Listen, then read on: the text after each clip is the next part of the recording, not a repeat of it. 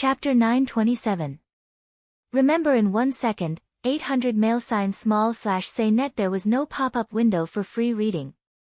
The carriage slowly passed in front of Zhao Shiran. Through the hanging screen window, Xiao Wanru also saw Zhao Shiran's absent-minded look. Princess, do you want young madam to investigate something?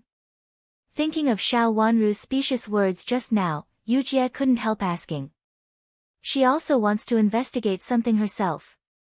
Xiao Wanru twitched the corner of her mouth and said, she may not find anything about me, but now she is the most likely person in Marquis Xing's mansion to find something. Her words were a little tongue-twisting and not easy to understand, but the two servant girls were also smart people. They immediately knew that the new young madam was indeed the most useful person in Marquis Xing's mansion at present. First of all, this young madam was also a smart person. Secondly, this young madam seemed to enter Marquis Xing's mansion with ulterior motives.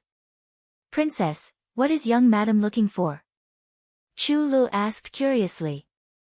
I don't know, but it's good to have her. Xiao Wanru said meaningfully. Now that she was married, it was not convenient for her to pay attention to the affairs of Marquis Xing's mansion. If Zhao Shiran was in it to stir up trouble, it would be more convenient for her to investigate things. She also had some speculations about Zhao Shiran.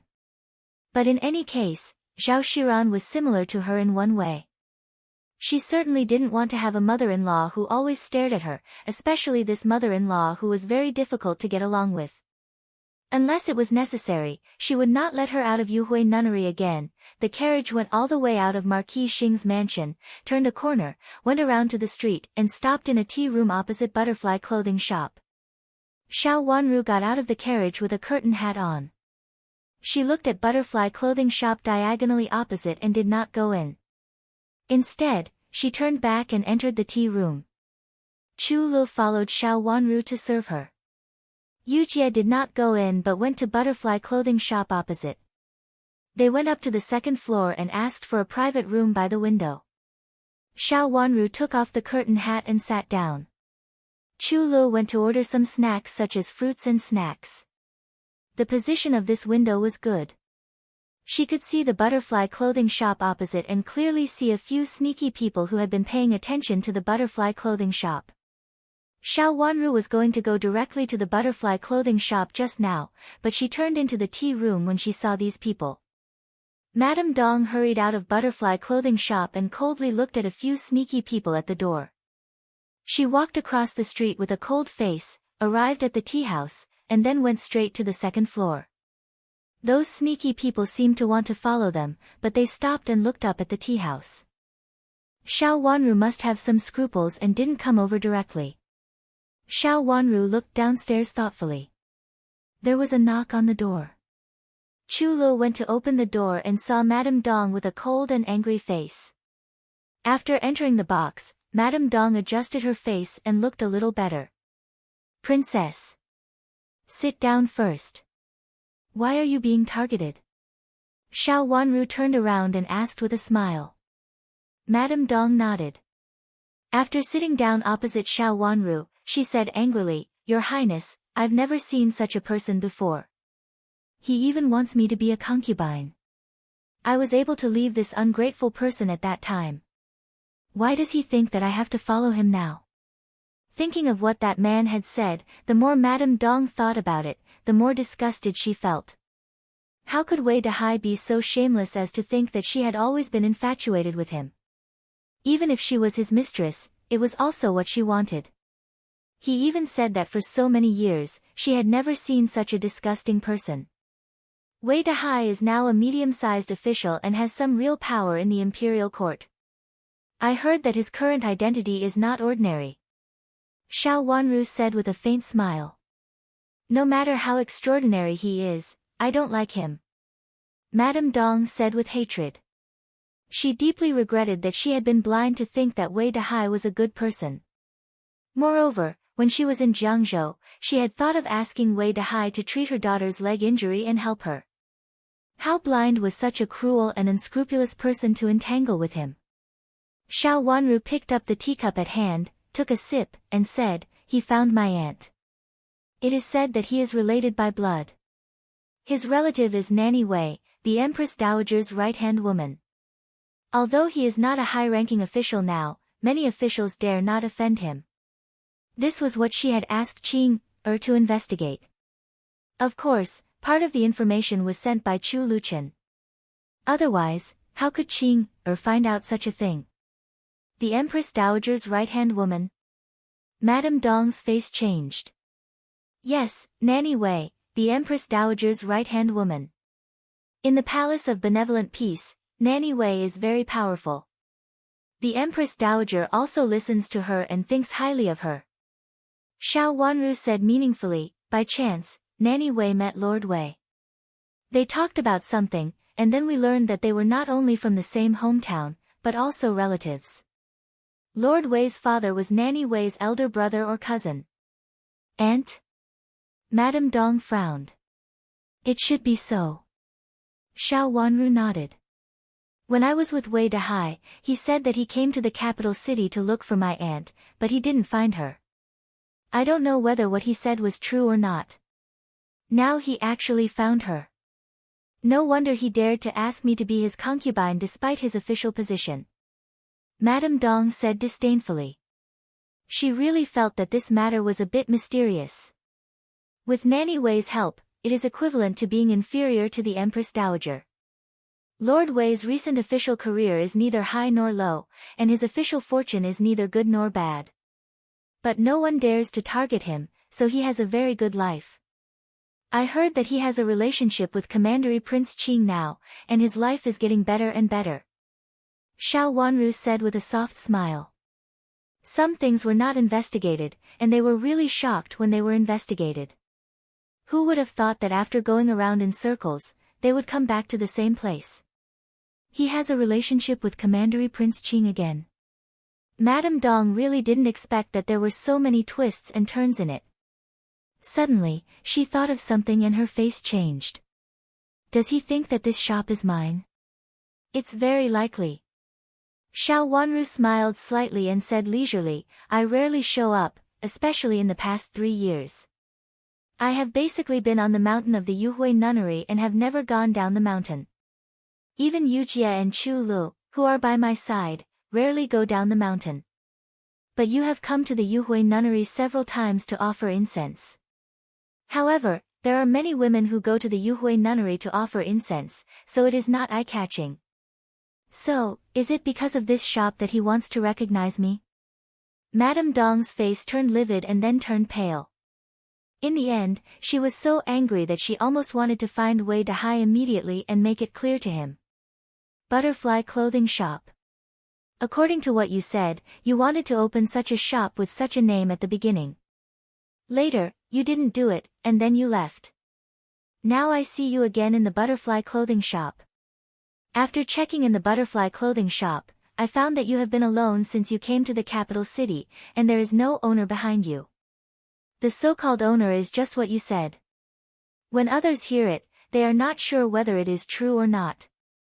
Or you just want to spread such a word and let others think that you have a backer. Xiao Wanru analyzed with a smile. These words were related to Madame Dong's recent doubts. She always felt that Wei Dahai was not such a affectionate person.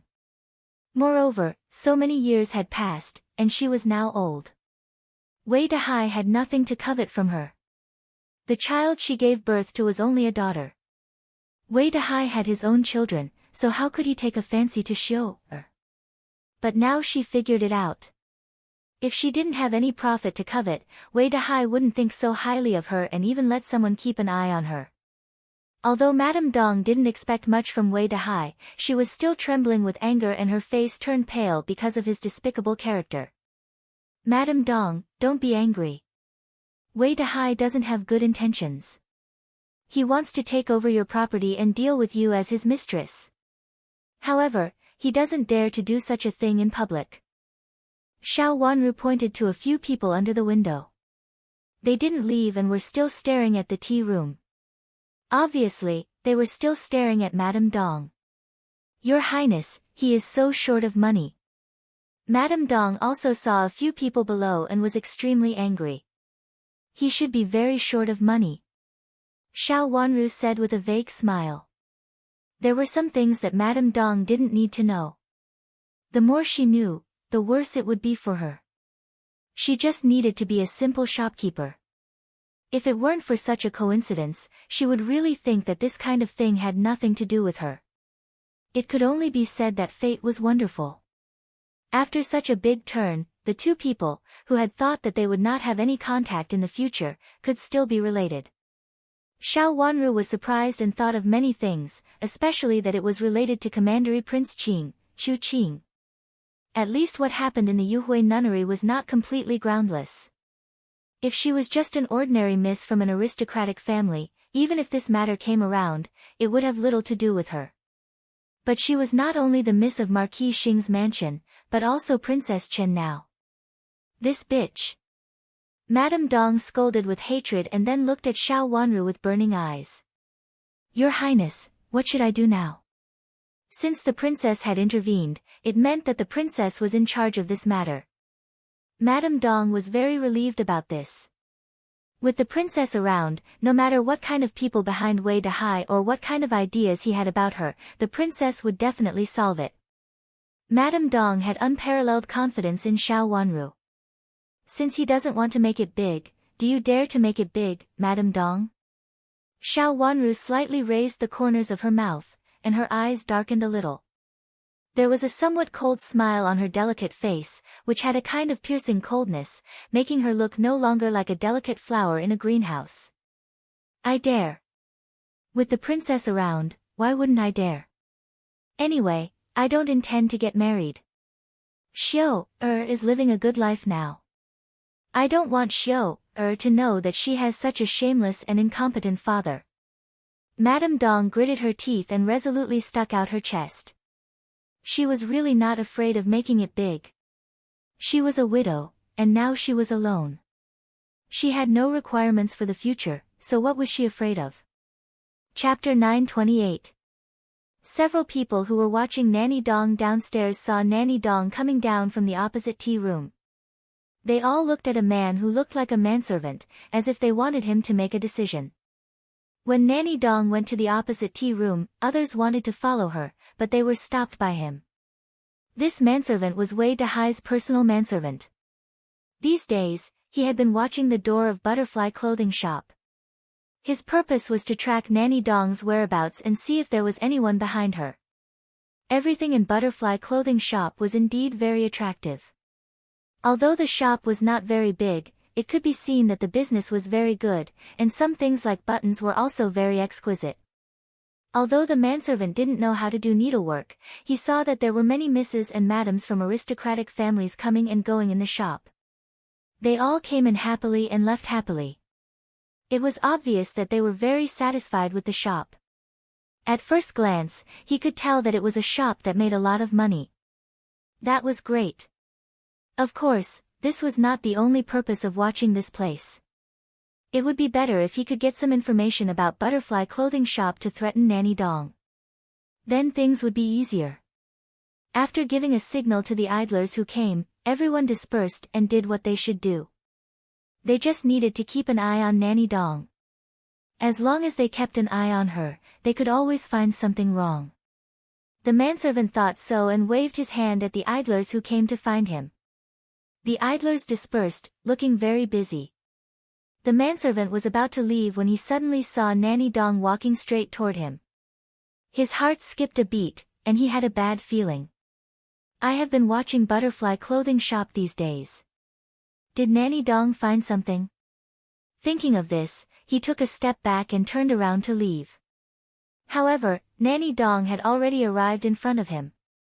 She stretched out her hand and slapped the manservant hard. The slap made the manservant stagger a few steps and almost fall down. Hey, how can you hit me? The manservant managed to stand up and glared at Nanny Dong angrily. Tell Wei Dahai to stay away from me.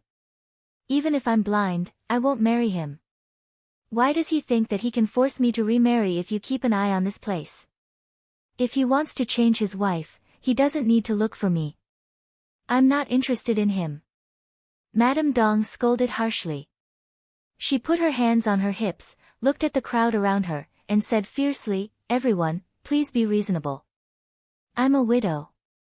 It's my own business whether I want to remarry or not.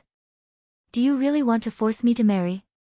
Madame Dong's noise immediately alarmed the people on this section of the road. The business of butterfly clothing shop was very good. Most of the people who came were Mrs. and Madams from aristocratic families. Forcing someone to remarry and even divorce his own wife? This servant was sent by that person.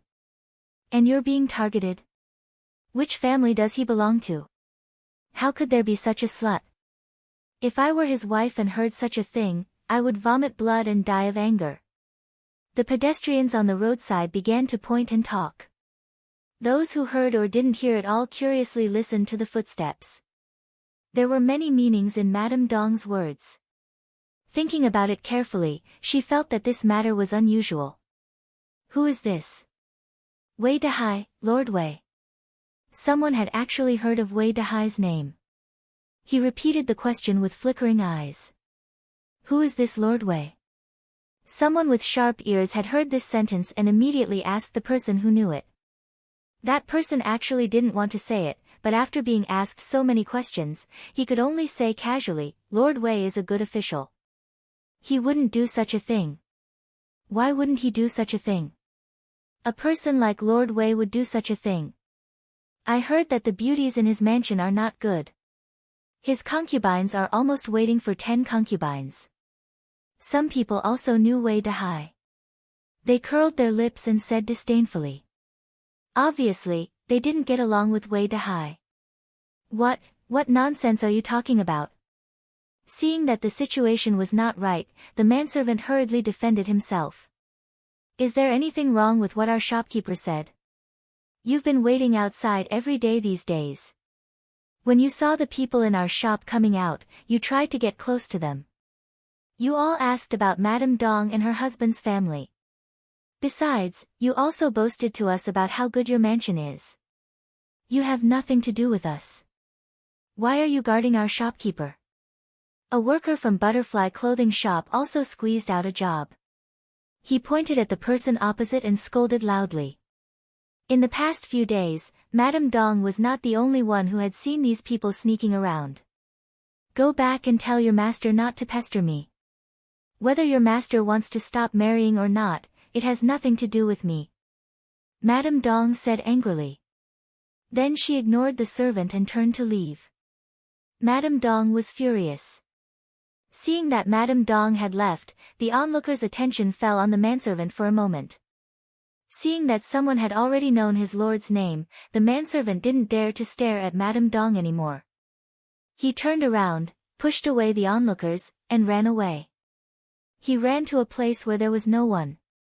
Finally, no one noticed him. Then he leaned against the corner of the wall and gasped for breath. When he calmed down, the manservant felt that something was wrong. He hurried to his mansion. Wei Dehai was discussing with his aides in the study. Hearing that the manservant he had sent out had come back, he asked him to go in and report.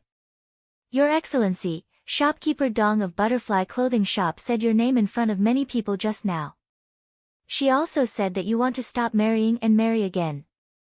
But even if you want to stop marrying and marry again, she will not marry you. She asked you to give up. The manservant reported. What? Did she really say that? Wei Dehai's face turned ashen. If he said it like this, did he still want his face? Moreover, he didn't want to marry again. He only wanted to take Dong Ming's wife as an outer concubine. How could he let everyone know about this matter? The blue veins on Wei Dehai's forehead bulged. He had a hunch that the censor would report to him tomorrow. Shopkeeper Dong did say so. And there were a lot of onlookers at that time. Some people also mentioned your names. It seems that they know you. The manservant said timidly. Wei Dehai stood up in annoyance. He walked around in the study a few times and said, Go and call those idlers back. Don't keep an eye on Butterfly Clothing Shop for the time being. Wei Dehai didn't want things to get out of hand. He was originally just a mid-level official, and the people he interacted with in the past weren't the kind of powerful ministers. At most, there were one or two who were considered high-ranking officials, and the rest weren't very powerful. His current situation was also inconspicuous. This was the best. Wei Dahai didn't want to be conspicuous at all, especially at this time. He originally thought it was a very simple thing. He didn't expect that Dong Ming's wife was so ruthless. She would rather ruin her own reputation and expose him. So he didn't dare to do it again. He could only let it go first. Yes, Your Excellency. The manservant breathed a sigh of relief, turned around, and ran out. Your Excellency, are you going to let her go? A middle-aged man sitting by the window looked at Wei Dahai, who was annoyed, coldly. The business of butterfly clothing shop is very good. Wei Dahai's eyes flickered a few times, and he said unwillingly. The business of butterfly clothing shop is very good. But you can't do it now. Since the shopkeeper dares to offend you, if you push her too hard, I'm afraid that she will fight with you to the death. Moreover, in the capital city, there are many officials at your level and higher than you. The only difference is that you are related to Nanny Wei. The middle-aged man said slowly, with some unclear meaning in his expression. Wei Dahai slammed his hand on the table heavily and said, she is just a little girl. Can she really push me? Your Excellency, what are you going to do? The previous method is definitely not feasible. The middle-aged man asked. Wei Dahai was stunned for a moment. He frowned and looked at the middle-aged man. Sir, what do you want to tell me? Since the shopkeeper is so tough and doesn't care about the childhood friendship with you, Your Excellency, why do you still care about this friendship? The middle-aged man said. Why do you say that? Wei Dahai heard some meaning and felt a little calmer. Since she doesn't like you, Your Excellency, let her do it herself. The middle-aged man said with a sinister smile, it's just a small shop. Even if the business is good, it's very easy to deal with it without a big backer. Even if Your Excellency doesn't show up, you can still deal with it in other ways. Should I deal with Dong Mingyang? Wei Dahai asked. As long as others don't know about Milord, it's fine.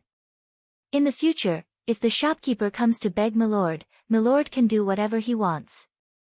Not to mention the shopkeeper herself, even the shop behind her can't be controlled by Milord with just a word. She will be the one who takes the initiative and no one will say anything. Even if she casually keeps the shop outside the house, who will know? Since she takes the initiative, she won't cause any trouble. The middle-aged man suggested. Wei Dahai nodded repeatedly and thought it was a good idea. Who will do it? Your Excellency, don't you have a good relationship with Marquis Xing? It was Marquis Xing who reminded Your Excellency about the shopkeeper surnamed Dong. Since a guest doesn't bother two hosts, why don't Your Excellency ask Marquis Xing to think of a way? The middle-aged man thought for a while and felt that this was the best way, and the reason was the most sufficient. Marquis Xing was also a person who knew the past. It was normal for a man to be deeply in love for so many years. Moreover, Marquis Xing knew the past, so it was not unexpected. Marquis Xing may not help.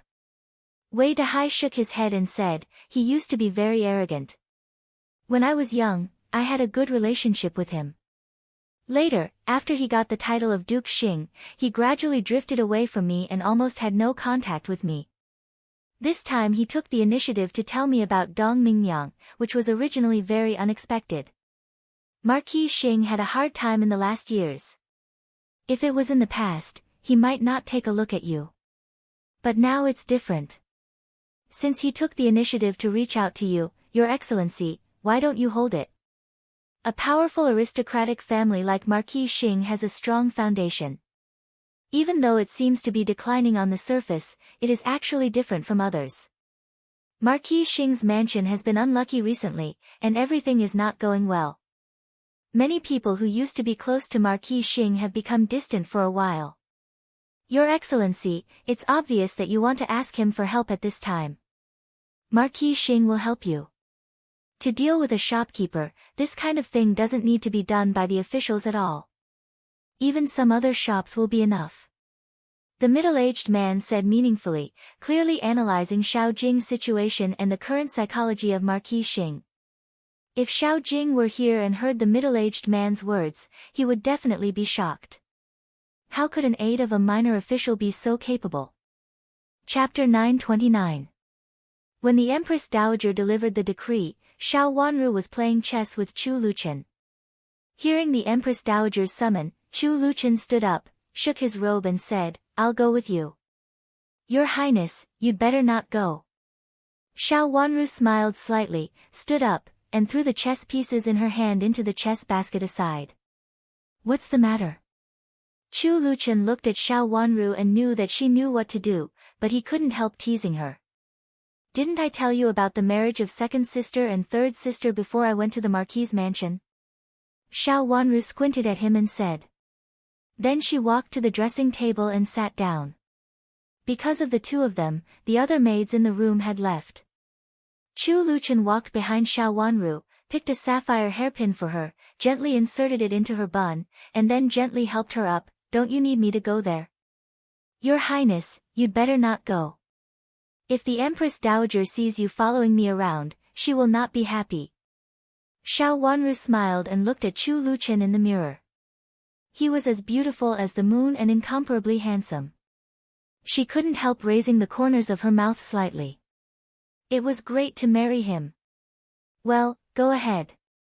If you can't solve it, just delay it." Chu Luqian looked at the girl in the mirror and said with a smile. "Okay." Xiao Wanru answered, feeling warm in her heart.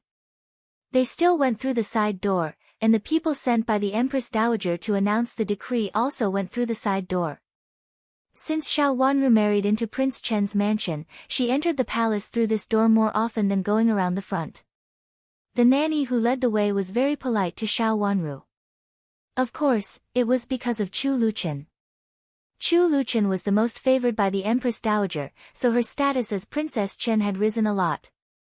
Going out from the side door and passing by Chuxiu Palace, Xiao Wanru suddenly thought of Madame Chu, the female painter who had painted for the beauties. "Nanny, do you know if the painters who painted for the beauties are here?" Xiao Wanru looked in the direction of Chuxiu Palace casually and asked. Knowing that Princess Chen had also participated in the show, Nanny smiled and said, "I heard that the painters haven't left yet. His Majesty thinks that their paintings are good, so he specially asked them to paint a few more beauties." "Beauty painting? Who are you going to give it to?" Xiao Wanru was stunned and asked subconsciously. All the princes had arranged marriages this time. "I've heard that it's Prince Cheng, but some say it's not him. It's said that he's taken to the Su country." "I'm not sure." Nanny answered. "Envoy from Su country?" A thought came to Xiao Wanru's mind. In her last life, she didn't go to Su country as an envoy, but she seemed to have some memories about Su country. It seemed that she had married a princess from Su country to Su country. She didn't know whether that memory was related to Chu Luqian or not, because she almost had no memory of it in her mind. However, just now, his heart suddenly jolted. Something in the depths of his memory was stirred, causing a ripple to appear. She reached out to press her forehead. She was really helpless about the memory of her last life. Why was it that when it came to Chu Luqian's memory, she seemed to be shrouded in clouds? She could only grope forward without giving any advice. It seemed that a woman appeared in her memory. She didn't know whether she was a woman from the capital city or the Su country. There seemed to be a marriage, but the marriage was not successful. However, she couldn't remember the specific details. "Your Highness, do you feel uncomfortable? Do you want to take a rest?" "Rest?" Empress Dowager said that if you're tired, you can walk slower. Nanny misunderstood Xiao Wanru's action and slowed down with a smile. Regarding Princess Chen, none of the servants in the Empress Dowager's palace dared to neglect her. They had seen with their own eyes that Prince Chen, who had never shown his emotions on his face, was full of tenderness when he mentioned this princess, which was different from the gentleness that kept people thousands of miles away in the past. What Prince Chen cared about, the Empress Dowager would definitely care about. Today, the Empress Dowager specially ordered Princess Chen to come slowly. In the past, when the Empress Dowager announced the decree, she would never let anyone come slowly. Everyone came in a hurry for fear of delaying the Empress Dowager's decree. This Princess Chen was unique. Even if Prince Yu and Prince Zhou got married in the future, Princess Chen would still be unique. However, it could be seen from the Empress Dowager's unique love for Prince Chen. Since Nanny didn't urge her, Xiao Wanru slowed down. As she walked, she tried to recall those things. However, no matter how she thought about it, she was still confused. Who on earth got married? It was related to the Su country. Did the Su country marry a princess, or did the princess of this dynasty marry to the Su country? If it wasn't a powerful marriage, she wouldn't have known it at that time. It must be a famous marriage. Could it be Chu Liuchen's? Thinking of this, she felt inexplicably uncomfortable. It seemed that as long as she thought that Chu Liuchen had married someone else in his last life, she would feel bitter and uncomfortable. A graceful young woman came out from the corner, followed by a palace maid. When she saw Xiao Wanru, she was stunned for a moment and showed a trace of surprise on her delicate face. It seemed that she didn't expect to meet Xiao Wanru here. Imperial Consort Chen. The young woman smiled softly with a gentle expression. She looked a little familiar, but when she looked carefully, she couldn't recognize who she was because she had never seen her before. You are? Xiao Wanru raised her watery eyes and showed a trace of confusion on her face. She stopped to look at the woman in front of her and looked her up and down. Your Highness, this is Zhao Di. Nanny reminded and bowed to Zhao Di first. Although she was polite, she didn't flatter her. The palace maids in the Empress Dowager's palace were all confident. Zhao Di was the daughter of a concubine in Duke Yong's mansion. It was said that Zhao Di had just entered the palace for a few years. Since she entered the palace, she had been favored and could be regarded as the favorite concubine in the palace. Zhao's rank was not as high as Princess Chen's, but Zhao Di was the emperor's servant and Xiao Wanru's elder. Are you going to see the Empress Dowager? Zhao Di took a step back, politely made way and asked softly. The Empress Dowager summoned me. Xiao Wanru said lightly. No wonder she looked a little familiar. It turned out that it was because of Madame Di. Zhao Di in front of her was much prettier and younger than Madame Di, but there were some similarities between her eyes. It was said that she was the daughter of the old Duke Yong's concubine and was a favored concubine. However, after the old Duke Yong passed away, this concubine died not long after, leaving only this little daughter who grew up in front of Duke Yong's old madam. Because she was a girl and very beautiful, Duke Yong's old madam did not treat her badly and raised her wholeheartedly. Later, when she entered the palace to attend the consort selection, she was chosen by the emperor and conferred the title of Zhao. Xiao Wanru did not expect to see Zhao Di here, and Zhao Di was so gentle. Please go first. Zhao Di said with a smile. You're welcome, Zhao. Xiao Wanru said very politely, but she just said it. She moved her feet and walked slowly in front of Zhao Di. She glanced at Zhao Di's face and found that Zhao Di was still smiling kindly without any displeasure.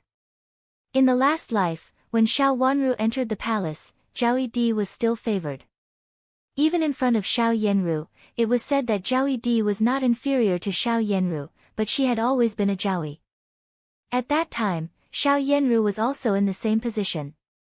In the last life, Xiao Wanru had never seen Zhao Di and had no contact with her, so she knew nothing about Zhao Di.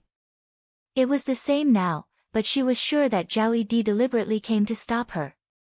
This place was just past Chuxiu Palace, and no one would come here in the past. Chuxiu Palace was for the beauties to live in during the consort selection, so there were usually few people. Although the scenery here was good, compared with other places in the imperial palace, it was not outstanding at all and there was nothing special about it. It was impossible for Zhao Di to come so far to Chuxiu Palace. Moreover, this place was close to the Nangong Palace, where it was said that several princes were given a place to rest. It was not suitable for her to meet several princes. She stopped and looked back. Zhao Di was still standing there and looking at her. Seeing her turn around, she smiled softly and looked gentle, which made people think that she was a gentle and beautiful woman at first glance. This kind of gentleness was different from what Xiao Yanru had shown before. It seemed that there was no sharpness in her, which made people unable to be hostile to her. Moreover, she was so polite and didn't look arrogant like a favored concubine. Xiao Wanru also smiled at Zhao Di and left slowly. Looking at Xiao Wanru's back, Di Zhaoyi's eyes fell on her. Even after Xiao Wanru disappeared, she still had a slight smile on her face. "Your Highness, she has left." The palace maid reminded her. "Okay, let's go back." Zhao Di said softly and turned back to walk on the way Xiao Wanru left. "Your Highness, we are here to see Princess Chen today. Why don't you talk to her more? Didn't the Earl say?" The palace maid said in confusion. Before she finished her words, she was gently interrupted by Zhao Di. "I just want to see Princess Chen. I heard that Princess Chen was chosen by Prince Chen himself. I don't know what kind of woman can make Prince Chen fall in love with her. Now it seems that she is indeed exceedingly beautiful. Even in the imperial palace, no one has such a beautiful appearance. Your Highness, although the most favored person in the imperial palace needs a beautiful appearance, it is not just a beautiful appearance." The palace maid was not convinced for her master. Her master was also very beautiful, and it was this kind of beauty that was not sharp. The emperor liked her master who was not aggressive the most. The palace maid felt that her master was not inferior to Chen Wangfei at all. "Princess Chen is blessed." Zhao Di shook her head and said with a self-deprecating smile, "How can I compare with Princess Chen?" "Your Highness, why can't you compare with her? You just don't want to compare with others. Even Prince Chen." The palace maid became increasingly unconvinced on behalf of her master. Silence. Have you forgotten what can and can't be said in the imperial palace? Zhao Di's face darkened, and the smile on her face faded, showing a bit of fierceness. "Yes, Your Highness, I made a slip of the tongue." The palace maid hurriedly lowered her head and seemed to think of something. Her face suddenly turned pale. Chapter 930. In the Palace of Benevolent Peace, the Empress Dowager looked at Chu Qing, who was kneeling in front of her, with a gloomy face. She could not hide the disappointment in her eyes. Since Chu Qing was her eldest son's biological son, how could she not take care of him? It was just that the throne was in chaos, and it was the time for chaos. It was better for her to behave herself at this time. Chu Qing was not Chu Luchen. He had not been raised by the emperor since he was a child and was given the identity of a prince by the emperor. Moreover, he had been weak and sickly since he was a child. There were several times when he was pulled back from the brink of death. The emperor had seen it for real, and he had stayed outside worriedly. The emperor was really worried about his health. Moreover, Chu Liuchen's identity, although Chu Luchen, who had such an experience, and Chu Qing, who suddenly appeared, were both the former emperor's sons in name, they were actually the same. Empress Dowager clearly knew that if Chu Luchen wanted to take the throne, the emperor would not do anything to him. As long as his health allowed and he was willing, the emperor would be willing to give him a chance. Chu Qing was different. The Empress Dowager was very clear that if he dared to stretch out his hand, the emperor would definitely cut off his hand. Moreover, there was another point that made the Empress Dowager feel that the person in front of her was a little suspicious. This was also the reason why the Empress Dowager had always been suspicious in her heart. Was Chu Qing really the son of the late emperor? The things she knew before didn't seem to be like this. This was also an important reason why Chu Qing had been raised in the Yuhui nunnery for so many years without being suspected. Was she really pregnant and entered the Yuhui nunnery? Imperial noble consort Yu was favored as soon as she entered the palace. But at that time, the late emperor was already exhausted. After the late emperor passed away, the Empress Dowager followed the rules and sent the S who had no children at that time to the Yuhui nunnery to cultivate. The Empress Dowager still remembered that she was in charge at that time. Those S cried and kowtowed to her, and then they were taken away.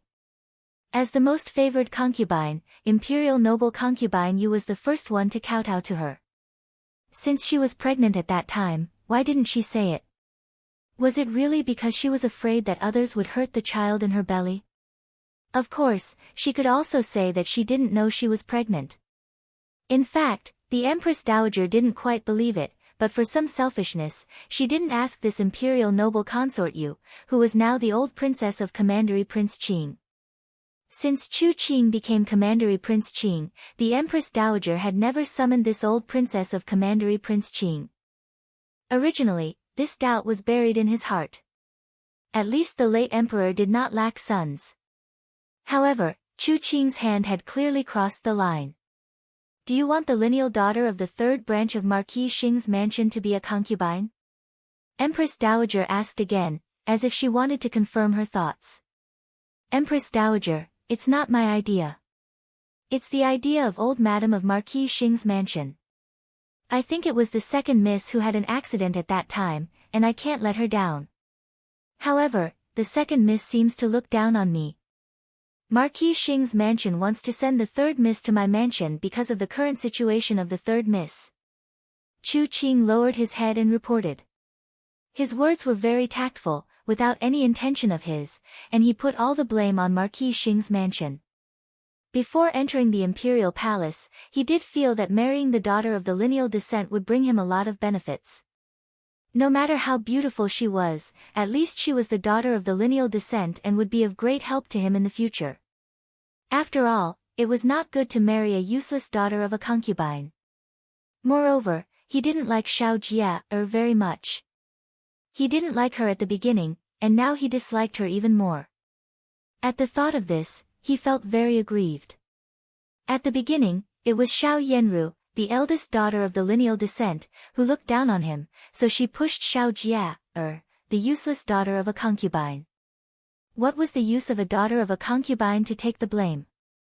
It could be seen that Xiao Jia, was not important in Marquis Xing's mansion at all. How could the ambitious Chu Qing bear it? Therefore, after this incident, he had never visited Marquis Xing's mansion, nor did he intend to give a clear explanation to Marquis Xing's mansion. Anyway, he just wanted to put it off. Marquis Xing's mansion also admitted what had happened in the imperial palace. Was he afraid that Marquis Xing's mansion would deny it? Now because of Chu Liuqin's words, he specially went to Marquis Xing's mansion, which could be regarded as giving Chu Liuqin face. Of course, it would be better if others thought that he and Chu Liuqin were on good terms. They both married the missus of Marquis Xing's mansion. They were brothers and brothers-in-law, which was also a good thing. What Chu Qing didn't expect was that he was despised by a daughter of a concubine. As long as he thought of this, he didn't want Xiao Jia anymore. The daughter of the lineal wife of the third branch was better than an ignorant daughter of a concubine. How dare you, a little daughter of a concubine, look down on the heir of the royal family? Empress Dowager understood the meaning of Chu Qing's words. Her face became colder and colder, and the teacup in her hand fell heavily on the ground. It was one thing for her to look down on Chu Qing, but she absolutely could not allow an outsider to embarrass Chu Qing. No matter how Chu Qing was not, he was now her eldest son. Empress Dowager, this is what Marquis Xing's mansion means. They also said that third miss is pitiful. Chu Qing showed a trace of grievance at the right time. Xiao Caihuan was pitiful. In fact, Xiao Caihuan was indeed pitiful. She entered the imperial palace to attend the consort selection, but was framed. Moreover, it seemed that she was framed because they wanted to hurt Xiao Wanru. From this point of view, Xiao Caihuan was indeed very wronged and suffered an undeserved disaster. From this point of view, Marquis Xing's mansion's request was not too excessive. Empress Dowager, Princess Chen is here. A palace maid came in and reported softly. Let her in. Empress Dowager nodded and the palace maid left. After a while, Xiao Wanru came in with the palace maid. After she bowed, Empress Dowager asked her to sit down. Princess Chen, do you know what happened in Marquis Xing's mansion today? Empress Dowager did not beat around the bush and went straight to the point. Old Madam called me over just now, and I happened to meet them talking about this matter. Xiao Wanru replied softly in a gentle and calm manner. She was not flustered by Empress Dowager's rebuke. Seeing that she was calm, Empress Dowager's face eased a little and she asked, "What do you think?" She put the blame on Xiao Wanru. Xiao Wanru did not want to say anything about this matter. It was the same when she was in Marquis Xing's mansion, and it was the same now. She glanced at Commandery Prince Qing opposite her and said, "Commandery Prince Qing should make his own decision." She put the blame on Chu Qing again. This kind of thing was not just what was seen at the moment. If there were no benefits, Xiao Jing and Xiao Jia were not easy to get along with. There must be other reasons for them to give in willingly. However, Empress Dowager seemed to be determined to make her express her opinion. She was unmoved and said, "Which one do you think is more suitable for Commandery Prince Qing, your second sister or your third sister?" She didn't want Xiao Wanru to escape. Xiao Wanru's long eyelashes fluttered twice, and her eyes were dark. The dark color of her hair did not diminish her beauty. Instead, it made her look like she was being covered up by elegance. Her long hair accentuated her exquisite facial features, but at the same time, she exuded a dignified and appropriate air that was different from her coquettish beauty. Compared with the eldest daughter of lineal descent from an aristocratic family, she was not inferior but more beautiful. Empress Dowager's mood suddenly improved a little. In any case, she had married a good daughter-in-law for Chen, who was also a daughter-in-law he was satisfied with. Now, she wanted to test Xiao Wanru's attitude. Empress Dowager really didn't care who entered Commandery Prince Qing's mansion. No matter who it was, it had little influence on Empress Dowager. Instead, she cared about Xiao Wanru's attitude very much. Seeing Empress Dowager's attitude, Xiao Wanru thought for a while and had already made up her mind. Since Empress Dowager insisted on her expressing her opinion, she naturally had something to say. Second sister is a daughter of a non-lineal descent. She has always listened to big sister's words. Since she was a child, she has always followed big sister's orders, but she is not very close to other sisters. Because she is second uncle's daughter, even if she is a daughter of a non-lineal descent, the mansion will still look up to her. Third sister is third uncle's daughter, the eldest daughter. She gets along well with the other sisters, but has a little discord with second sister. Perhaps it's because they are the daughters of the first wife and concubine. Third sister has been very depressed ever since something happened to her in the palace. She even caused some trouble during eldest brother's wedding. Now, the two of them are copying Buddhist scriptures in the temple hall. Everyone knew the reason why they were copying Buddhist scriptures. Hearing that both of them were copying Buddhist scriptures, Chu Qing's face darkened. Originally, he thought that even though the third miss was not good-looking, she was at least a good one. Now it seemed that there was something wrong with the third Mississippi. If so, he might as well let the daughter of a non-lineal descent marry into the mansion. Empress Dowager was very satisfied with Xiao Wanru's implicit straightforwardness. From this point of view, Xiao Wanru was also on Chu Liuqin's side and not wholeheartedly for Marquis Xing's mansion. Since Xiao Wanru married Chen of course, she should wholeheartedly serve Chen Her previous family background was not as important as Chen In particular, Empress Dowager regarded Chu Liuqin as a treasure. How could she allow Xiao Wanru not to put Chu Liuqin first? At present, it seemed that Xiao Wanru was sincere and didn't think highly of Marquis Xing's mansion. This was good. Since her grandson liked Xiao Wanru, Empress Dowager also wanted Xiao Wanru to serve her grandson wholeheartedly, so that she wouldn't feel sorry for her grandson. Commandery Prince Qing, do you understand what Princess Chen said? Empress Dowager stopped making things difficult for Xiao Wanru and turned to ask Chu Qing. From Xiao Wanru's words, it was easy to conclude that Xiao Jia was definitely not a good person. As a daughter of a non-lineal descent, Xiao Jia's mansion actually thought highly of her. Moreover, she was not close to other sisters and was not the kind of person who would sacrifice herself for her sisters. It seemed that she had someone else to cling to, so she behaved like this. Empress Dowager was becoming more and more dissatisfied with Marquis Xing's mansion. Did they really think that the descendants of the royal family were radishes and cabbages that they could pick and choose at will? Moreover, they were two good-for-nothing girls. Empress Dowager had later investigated what had happened in the imperial palace and found that this third Miss Xiao was actually not completely innocent. Chu Qing raised his head to look at Xiao Wanru and then at Empress Dowager. The purpose of his visit to the imperial palace today was not only to let someone enter his mansion, but also to see Empress Dowager's attitude. Chapter 931. Remember in 1 second, 800 mail sign small/say net wonderful pop-up window free reading. At present, the Empress Dowager's attitude was very important. Chu Qing knew that he was not favored by the emperor now. It would be best if he could start from the Empress Dowager. The former emperor might not be so important to the emperor. But it was different for the Empress Dowager. After all, he was the eldest son of the Empress Dowager, and he was a very promising eldest son. Such an identity was destined to make the Empress Dowager think highly of the son left by the eldest son. Chu Qing had always been unwilling to accept the Empress Dowager's favor for Chu Luqian. If he also won the Empress Dowager's favor, the emperor would definitely treat him differently, and he could also make great achievements. But now the emperor had been lukewarm to him, and such an identity and status also made the officials stay away from him.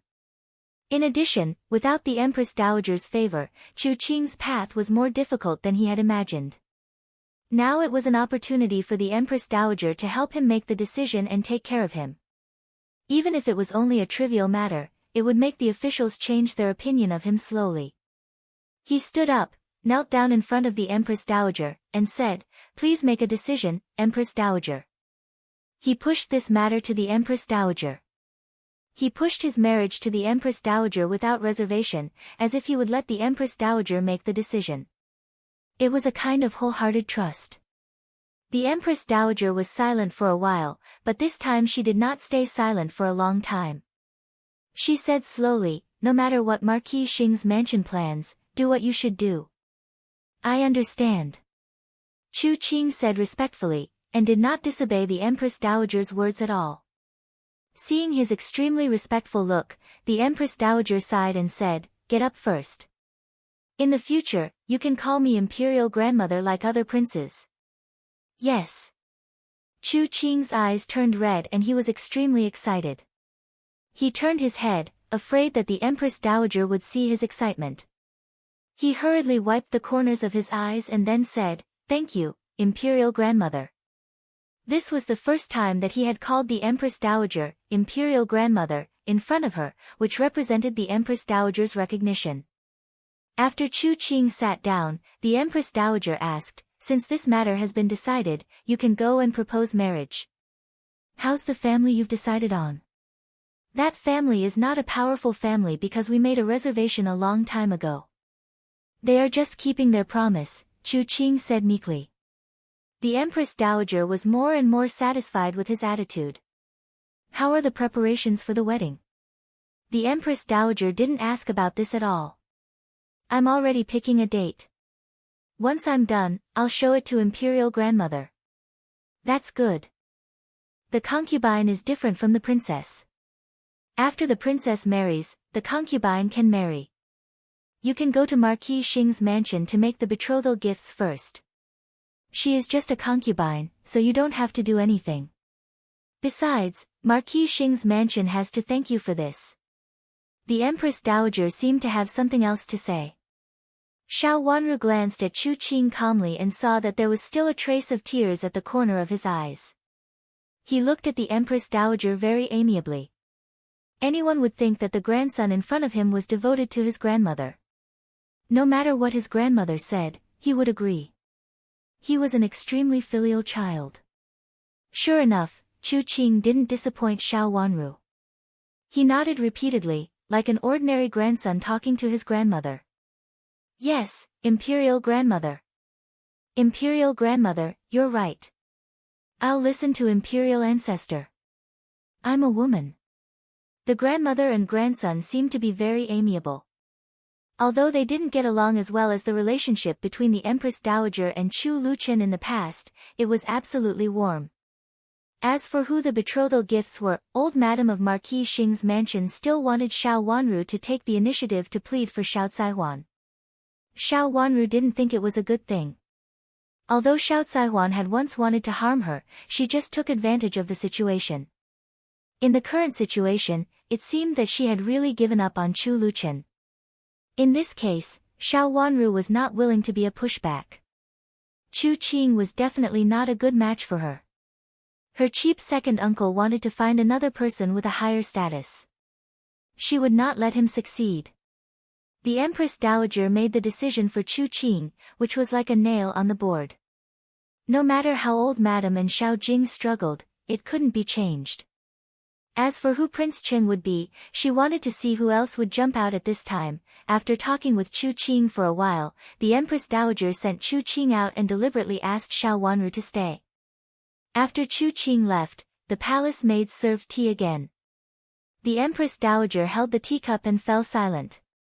Her eyes fell thoughtfully on the tea in the cup and she frowned slightly. Xiao Wanru sat aside calmly and waited for the Empress Dowager to speak. After a long while, she heard the Empress Dowager say, "How is Chen, now?" "Empress Dowager, His Highness is much better now. He should be fine." Xiao Wanru replied softly. Her attitude was very gentle, but she was very decent and calm. "Chen has always been in poor health. Although he is better now, you must be careful. This child has always been willful and doesn't pay attention to his health at ordinary times. Now that you have married into Prince Chen's mansion, you must pay more attention to his health. Take his health as the most important thing. Don't be reckless." The Empress Dowager raised her head and looked at Xiao Wanru and said. Her eyes fell on Xiao Wanru's beautiful face, and her eyes involuntarily darkened. In fact, such a beautiful face was not necessarily a blessing. However, since Chen liked it, she certainly had to protect it. "I have long known that you are the granddaughter of Rui, and great elder princess, but you used to be the fourth lineal daughter of Marquis Xing's mansion. Although your father used to be the former heir of Duke Xing, he is nothing now. But now your identity is different. You are Princess Chen and are closely related to Prince Chen. If Prince Chen is fine, you will also be fine." "I understand. I will definitely think of Prince Chen and won't implicate His Highness because of the affairs of Marquis Xing's mansion," Xiao Wanru answered without hesitation in a soft voice with a bit of firmness. She looked at the Empress Dowager with a pair of watery eyes, and her appearance was shocking but convincing. "In the past, you were not so close to Marquis Xing's mansion, which was not a good thing for you in the past. But in the future, if Marquis Xing's mansion comes to you for something, you should keep an eye on it and don't implicate Prince Chen's mansion. Chen is in poor health, so you can't be too worried." A smile appeared on the Empress Dowager's face, and her face became gentle. She was different. Although they were both beautiful women, it was obvious that Xiao Wanru in front of her was more like a responsible legal wife. There were many weak women in the royal family, especially the kind of weak women who had no opinions at all. They only knew how to obey, which was not a blessing. Especially the women who used to be the legal wife. The Empress Dowager, who was worried about Xiao Wanru's appearance, was slowly relieved. At least such a thing would not happen to Chen. "Imperial Grandmother, don't worry. Imperial Grandmother, you should know how Marquis Xing's mansion treats me. Although I was born in Marquis Xing's mansion, I am closer to you, and you are sincerely doing this for me." Xiao Wanru lowered her head, and tears gathered in her long eyes, and her face fell. The resentment between Marquis Xing's mansion and Xiao Wanru had been brought to the Empress Dowager several times. How could the Empress Dowager not know it? She didn't care about old Madame of Marquis Xing's mansion's ignorance. In terms of bloodline, was Xiao Wanru's bloodline the noblest? However, old Madame of Marquis Xing valued the second branch. In the past, the Empress Dowager couldn't intervene in this kind of thing. After all, it was the internal affairs of Marquis Xing's mansion. Although the Empress Dowager was noble, she had to be impartial and couldn't be partial to Xiao Wanru because of Rui, and great elder princess. But now it was different.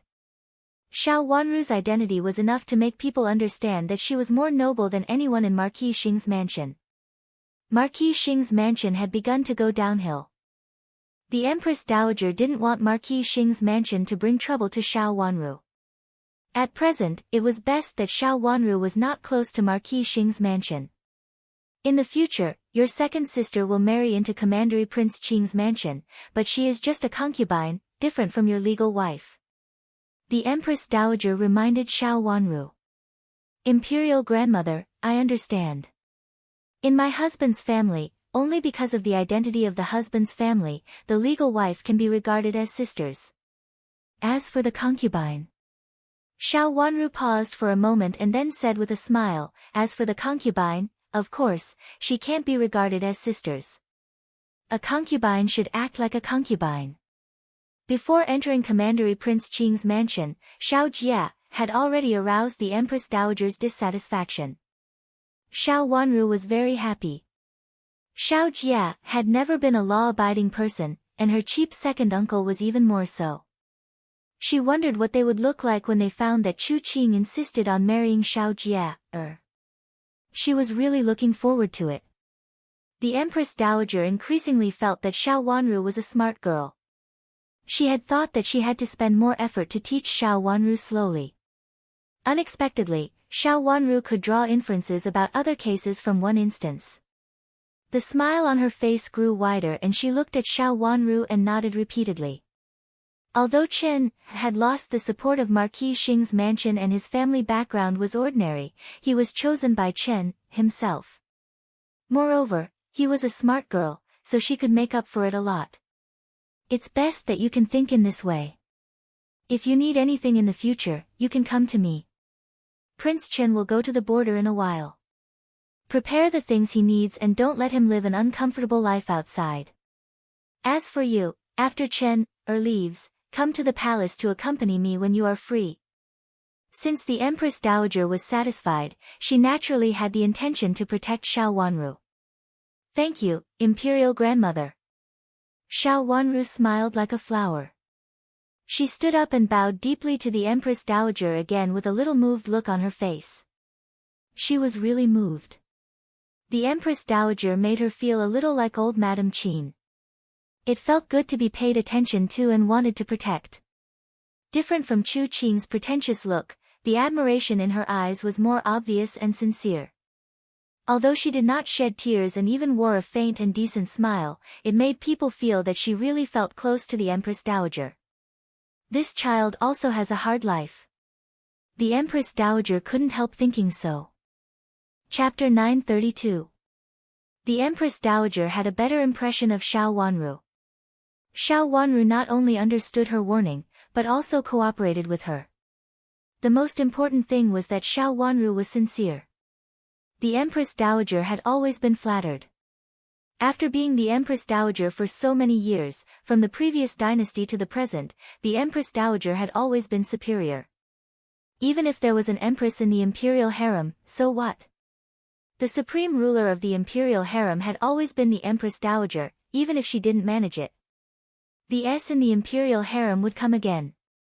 If the Empress Dowager was willing to meet people, the palace of benevolent and peaceful would always be lively.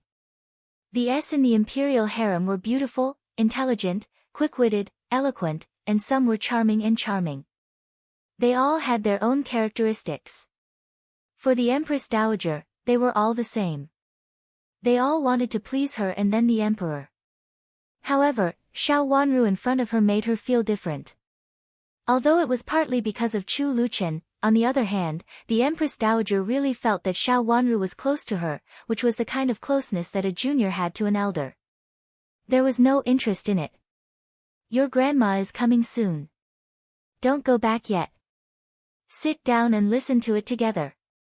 The Empress Dowager said with a smile. What is grandma doing here?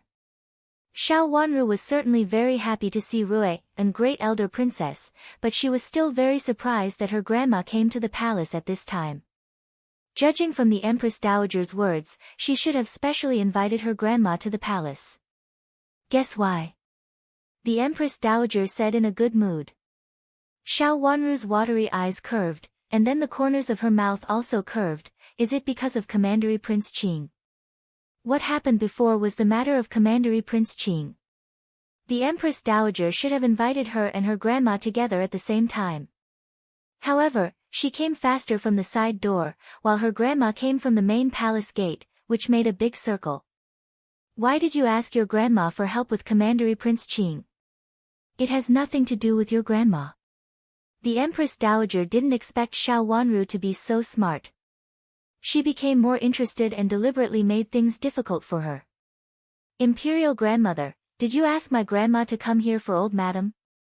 Xiao Wanru asked tentatively with a smile in her watery eyes, with a bit of childishness. You are so clever. The Empress Dowager stretched out her finger, gently touched her forehead, and scolded with a smile. Xiao Wanru reached out to rub her forehead gently and said with a little grievance, Imperial Grandmother, if I guessed correctly, you should not reward me but punish me. It's really unfair. Almost at the same time when the Empress Dowager spoke to her kindly, Xiao Wanru had already regarded her as old Madame Qin in her heart. Her intimate words were naturally revealed, just like the real granddaughter of an ordinary family, which made the Empress Dowager laugh involuntarily. This child was really a doting child. But she was really pitiful. She had no biological parents to take care of her, and her biological grandmother was like this. She didn't treat her as a descendant at all. Seeing that she was closer to her, she took the initiative to approach her. She was both clever and soft-hearted. She didn't know what old Madame of Marquis Xing's mansion was thinking. She didn't care about such a good granddaughter but doted on those shameless people. Not only did he not have good eyesight, but he was also a little too cold. Empress Dowager, Rui and Great Elder Princess has arrived. A eunuch came in to report. Let her come in. The Empress Dowager raised her hand and said. After a while, the eunuch led Rui and Great Elder Princess in. Seeing Xiao Wanru, Great Elder Princess was also very surprised. She first bowed to the Empress Dowager and then sat down. Xiao Wanru hurriedly got up and bowed to Rui and Great Elder Princess. Sit down together. Great Elder Princess reached out to take Xiao Wanru's hand and pulled her to sit aside. Xiao Wanru had only been married for a few days, so she didn't have time to see Great Elder Princess. During these days, except for going back to visit her parents' home, she had to stay at home all the time. Xiao Wanru had originally planned to go to Great Elder Princess Mansion a few days later. Unexpectedly, she saw Great Elder Princess in the Palace of Benevolent Peace. She was surprised and delighted at the moment. Her hand was held by Great Elder Princess, and her smile became more and more gentle, with a bit of a girl who saw an elder.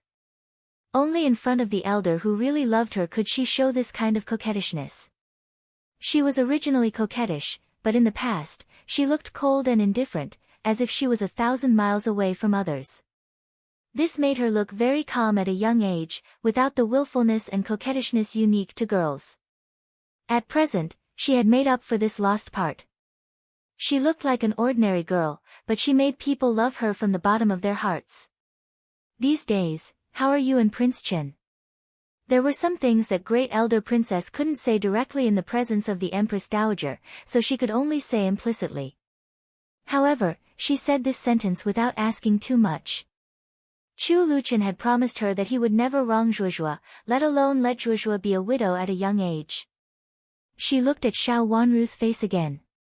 After hearing her question, Xiao Wanru's face showed that she was living well. His heart was relieved. Grandma, we are fine. Xiao Wanru blushed and lowered her head. Being stared at by the two elders like this, Xiao Wanru felt that even she couldn't bear it. After all, she was not as cheeky as Chu Luchen. It's good that you are fine. I heard that you went to Marquis Xing's mansion again today. Why did you go there? Now that you are married, you should live a good life with Prince Chen from now on. The affairs of Marquis Xing's mansion have nothing to do with you. They don't treat you as a relative, so you don't have to care about them. They didn't treat you well in the past, but now they want to ask you for help. Great Elder Princess sneered and said rudely. She really hated the people of Marquis Xing's mansion. Starting from old madam, she didn't like any of them. Of course, her grandson was different from her granddaughter. Grandma, it's about Commandery Prince Qing. Xiao Wanru said implicitly. Since the Empress Dowager had called her grandma here, she must have something to say. She couldn't overtake the host. Empress Dowager, why did you summon me here? Is it also because of Marquis Xing's mansion? Rui and Great Elder Princess nodded and turned to the Empress Dowager. The eunuch who announced the imperial edict had told her a few words and let her know that it was because of Commandery Prince Qing's visit to Marquis Xing's mansion, but she didn't know the details. Great Elder Princess, Wanru is already Chen Er's legal wife. Tell them not to always look for Wanru for the trouble of Marquis Xing's mansion.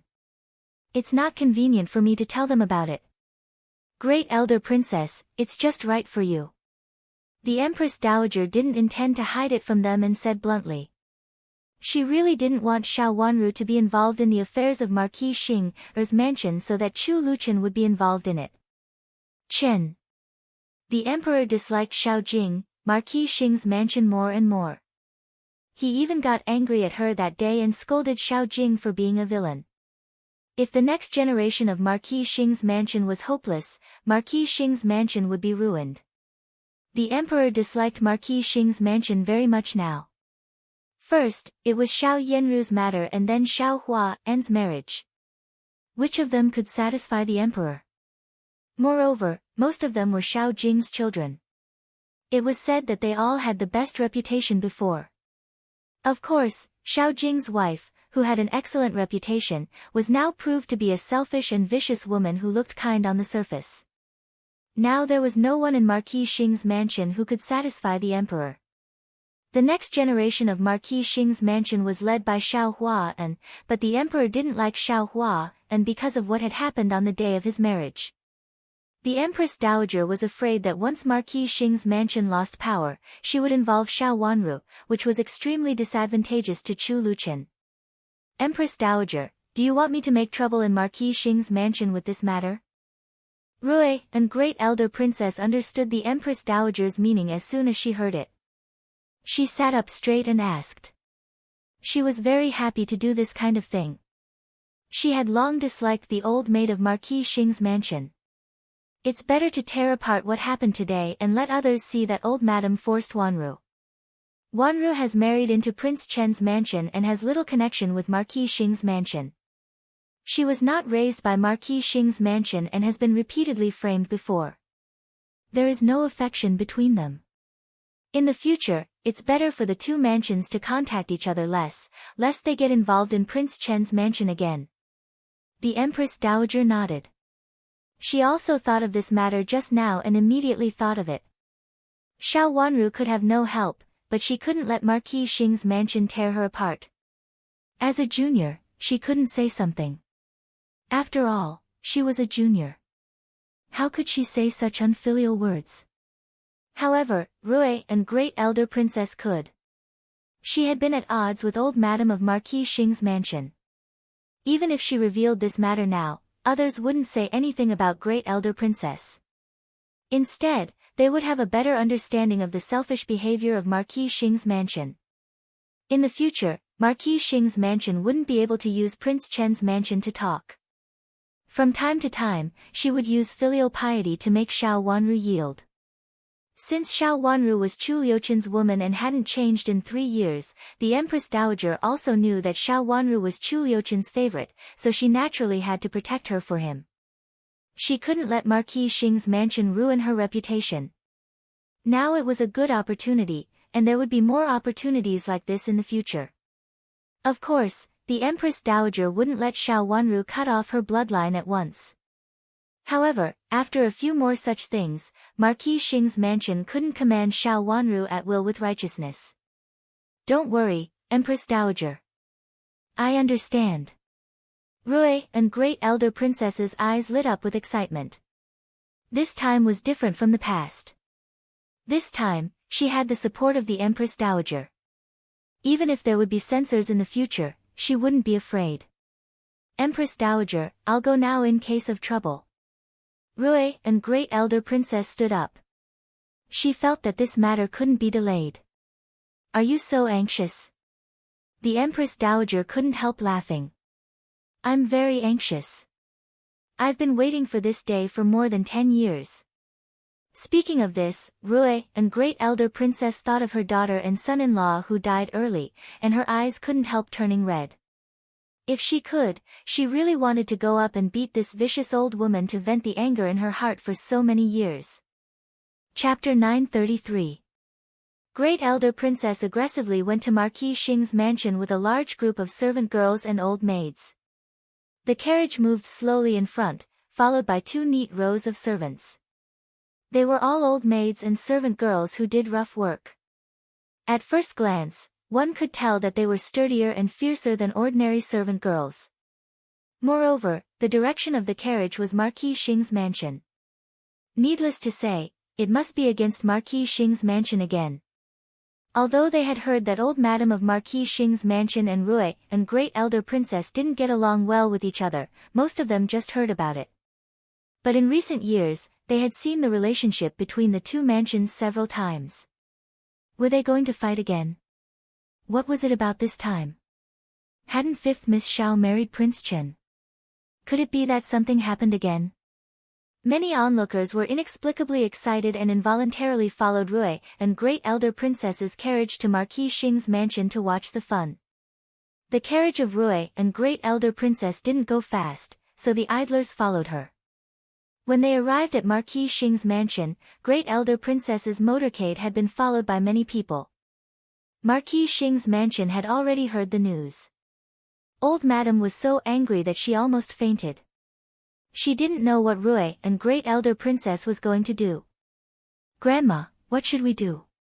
Yushiran was also a little flustered. She had heard that Rui and great elder princess was not kind to old Madam of Marquis Xing's mansion, but she had never seen such a scene. Let's go and pick her up at the gate. Old Madam was also very flustered. She had never won against Rui and great elder princess.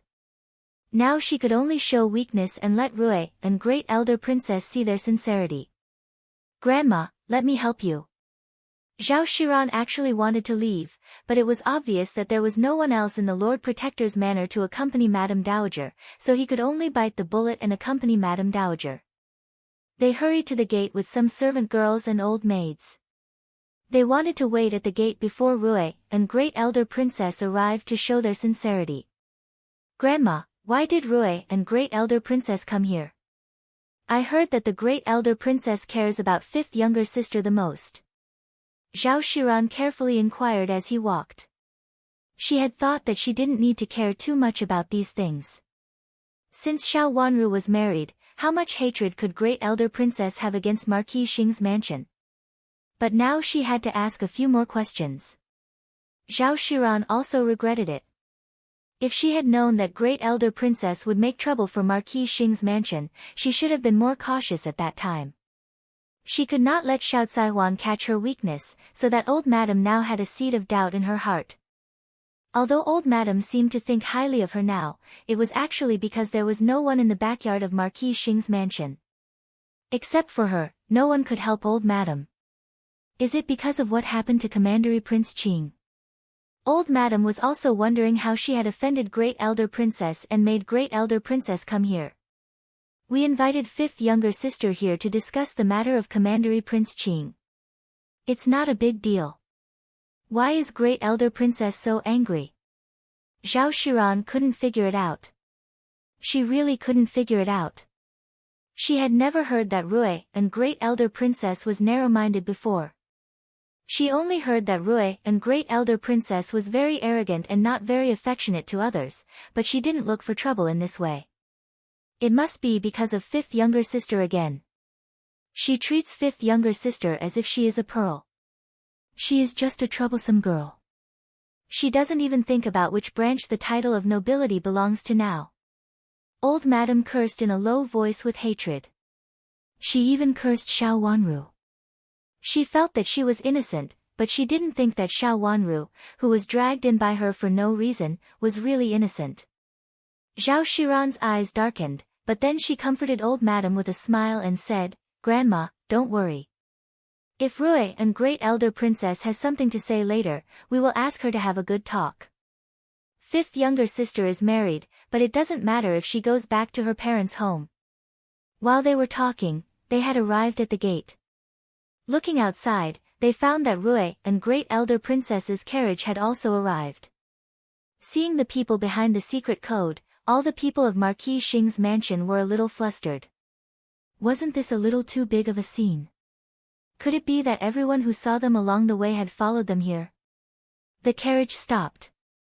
Seeing Old Madam and Zhao Shiran at the gate, someone had already reported them to Great Elder Princess. Great Elder Princess got out of the carriage with the help of a servant girl. A servant girl came over and gently straightened her dress, and then walked to the gate. Zhao Shiran gently pushed Old Madam and helped her come out to greet them. After they met, Zhao Shiran put down his hand and bowed deeply to Rui and Great Elder Princess respectfully. Greetings, Great Elder Princess. Don't. Rui and Great Elder Princess said coldly. Old Madam was a little embarrassed, but she still suppressed the anger in her heart and also bowed to Rui and Great Elder Princess. In the past, when she was Madam of Duke Xing, although she couldn't compare with Rui and Great Elder Princess, she was at least a first-class old Madam of Duke Xing's mansion. But now, her status was lower, so she could no longer pretend to forget her in front of Great Elder Princess. What's more, Rui and Great Elder Princess came with bad intentions. Old Madam was very aggrieved, but she had to show weakness. The current Marquis Xing's mansion was no longer the former Duke Xing's mansion. Old Madam, you're too polite. I heard that today, because Commandery Prince Qing is going to marry the second miss or the third miss of your mansion, Old Madam called Zhuozhua, who has always been taking care of Prince Chen, and forced her to enter the palace to talk to the Empress Dowager about it. According to your idea, let the third miss marry the second miss? Rui and Great Elder Princess was very calm, but she still raised her chin high, glanced at Old Madam coldly, and asked. Old Madam's face turned red. Her fingers trembled a few times, and she almost clutched the handkerchief spasmodically. Great Elder Princess, you're wrong. How could there be such a thing? I just asked the fifth miss to come to our mansion to talk about it. How could Old Madam dare to admit this kind of thing? Not to mention that this kind of thing was involved in other things, she would inevitably get a reputation for being unkind. The fifth miss was no longer the fifth miss of the past, and it was related to Prince Chen. For this reason, Old Madam didn't dare to say anything in her temper. Am I wrong? I heard this from the Empress Dowager. Would the Empress Dowager lie to me? Great Elder Princess didn't believe it and still said coldly. Old Madam's face turned livid. What the Empress Dowager said must be true, or it must be true even if it was not true. How could the Empress Dowager say such a thing? Old Madam stammered. Since Commandery Prince Qing asked the Empress Dowager for help, the Empress Dowager naturally has to make a decision. Old Madam, do you mean that the Empress Dowager shouldn't tell me, but let you continue to embarrass Zhuozhua for no reason? Although Great Elder Princess didn't make a move, the anger in her eyes was obvious. Do you want sisters in your mansion? These things have nothing to do with Zhuozhua. She is just a married girl, and she is the youngest sister. Why should she care about this kind of annoying things in your mansion? This thing. Old Madam didn't expect that Rui and Great Elder Princess didn't come up to make a move directly, but seemed to reason with her. However, she took the initiative and said that it was the Empress Dowager's idea. How dare she say that there was no such thing? However, this kind of thing could be said in private. In front of so many people, it was the fault of Marquis Xing's mansion. In the past, Old Madam might be able to deal with Rui and Great Elder Princess, who had made a move as soon as she came up. But now, Rui and Great Elder Princess, who was particularly reasonable and knew how to oppress people with her power, was a little strange to Old Madam. She couldn't help but turn to look at Zhao Shiran. This granddaughter-in-law was very smart. Great Elder Princess, in fact, this is not what I mean. Commandery Prince Qing has already understood our mansion's intention, and he also understands our mansion. If Great Elder Princess feels unhappy, we cannot trouble Fifth Sister with the affairs of our mansion in the future. I hope Great Elder Princess won't make a move and hurt our harmony. Zhao Shiran braced herself to explain with a smile. In fact, she didn't want to deal with Rui and Great Elder Princess at all, but now she couldn't pretend that she didn't understand Old Madam's meaning. Great Elder Princess glanced at her and then fell on Old Madam again. She ignored Zhao Shiran and said, "Old Madam, is your second miss going to find another person of higher status? Since she doesn't like Commandery Prince Qing, why did she ask Commandery Prince Qing to come to discuss the marriage? She asked Prince Chen to tell Commandery Prince Qing through Zhuozhua. The second miss of Marquis Xing's mansion wanted to find another person of higher status, so she didn't want to marry into Commandery Prince Qing's mansion?" This news was sensational and immediately attracted all kinds of speculations from the onlookers. Many people knew about the affairs between second Miss Xiao and Commandery Prince Qing in the past. Although it happened in the palace at that time, there were many scheming people and many people were willing to spread this news. When people heard it, they also thought it was very romantic, so more people knew about it. Both of them had been like this, but second Miss Xiao still wanted to find another person of higher status. The onlookers who didn't understand Rui and Great Elder Princess's words before now understood. Therefore, the younger sister married on behalf of the older sister, not because the younger sister was willing to marry, but because the older sister didn't want to marry, so the younger sister was forced to marry on behalf of the older sister. Was the second Miss Xiao still a daughter of a concubine? Except for the second Miss Xiao, all the others in Marquis Xing's mansion seemed to be daughters of the legal wife. Forcing the daughter of the legal wife to marry the daughter of a concubine? Is Marquis Xing's mansion crazy? How could such a thing happen? Did the daughter of a concubine take a fancy to, who is inside? Someone reached out and pointed in the direction of the palace. No matter how bad Commandery Prince Qing was, he was still a member of the royal family and was handsome. How could the second Miss Xiao not like him? But on the other hand, if even Commandery Prince Qing didn't like him, then it must be the emperor himself or the emperor's young princes. From this point of view, it seemed that the second daughter of a concubine had found another person of higher status. For the sake of a daughter of a concubine, a daughter of the legal wife who married Prince Chen was forced to meddle in the affairs of her maiden family again and again, and another daughter of the legal wife was forced to marry on behalf of the younger sister of a concubine. How shameless the daughter of a concubine was! Someone said in surprise. It was really worthwhile for a daughter of a concubine to be in such a position. In the future, if someone tells me that a daughter of a concubine has a hard life, I will slap her in the mouth. Let's see what kind of good life second Miss Xiao has led. She can marry whoever she wants to marry. If she doesn't want to marry, her legal sister and legal sister will marry on her behalf. Chapter 934. Old Madam was so angry that her face turned red, then green, and then white. With such a title, it was impossible for Xiao Jia to enter any prince's mansion above board. In other words, Xiao Jia could only enter Commandery Prince Qing's mansion now. Moreover, even if Commandery Prince Qing didn't give her the title of concubine or concubine, it didn't matter. Such a lowly woman could only be a concubine for the sake of Marquis Xing's mansion. Xiao Jia was of great use. If not for this reason, how could old Madam care about such a little daughter of a concubine? Great Elder Princess, how can you confuse right and wrong like this? Old Madam knew that she could not be soft at the moment. If she was soft, the whole Marquis Xing's mansion would lose. Old Madam, I'm not here to argue with you whether it's right or wrong. It's just a matter of your mansion.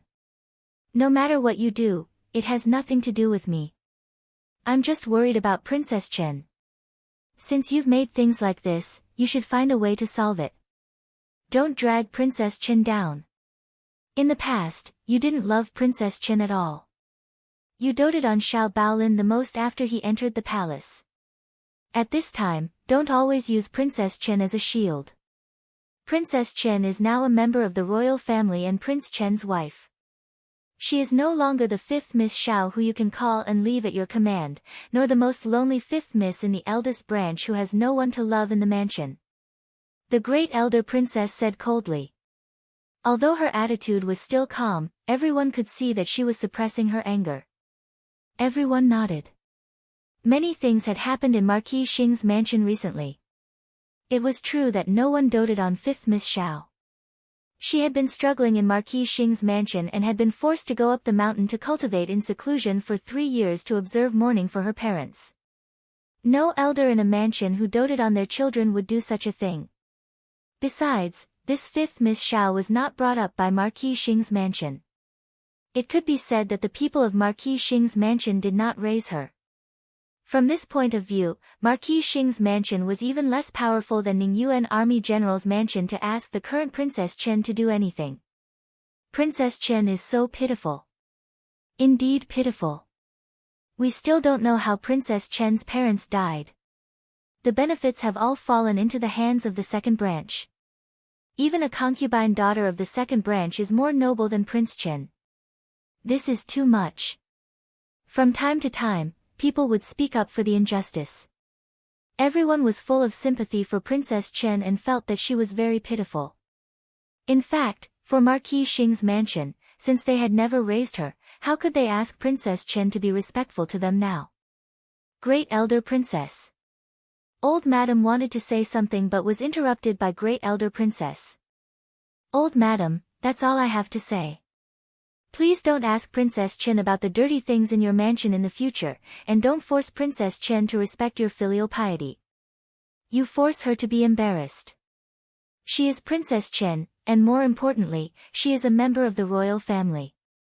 Don't use the means you used on the backyard on her again. Old Madam said. Great Elder Princess said. Then she turned around and left decisively. She didn't let these aggressive servant girls and old maids smash her. But this made Old Madam more flustered than smashing. If Great Elder Princess really smashed her, others would only care about Great Elder Princess's arrogance instead of focusing on Marquis Xing's mansion. Great Elder Princess. Old Madam was stunned for a moment and quickly said, I have always cared about 5th Mississippi. She is my own flesh and blood, and she is the only daughter of my eldest brother. How can I not care about her? Speaking of this, Old Madam's eyes turned red and she kept wiping her tears with a handkerchief. Great Elder Princess, Grandma really loves 5th sister. She doesn't bother 5th sister with everything.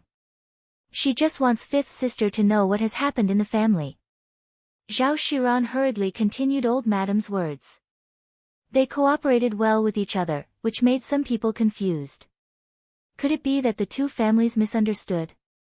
Great Elder Princess stopped, turned to look at Zhao Shiran, and slightly raised the corners of her mouth. Zhuozhua had told her that the newly married sister-in-law was a smart person. Now it seemed that she was really smart. She knew what to say at this time, and to a great extent, she could save everyone's imagination. But today she came here to tear off the face, and the so-called face was actually not important. Old Madam, do you mean that it is false to let 3rd Miss marry on behalf of 2nd Miss? Great Elder Princess turned in front of the carriage and said coldly. I. Even the Empress Dowager knew it, so Old Madam didn't dare to say it was false. But she was unwilling to admit it, so she could only pretend that she didn't know how to explain for a while. Since it's not true, does Old Madam mean that this kind of dirty thing should be blamed on Princess Chen? Great Elder Princess said again.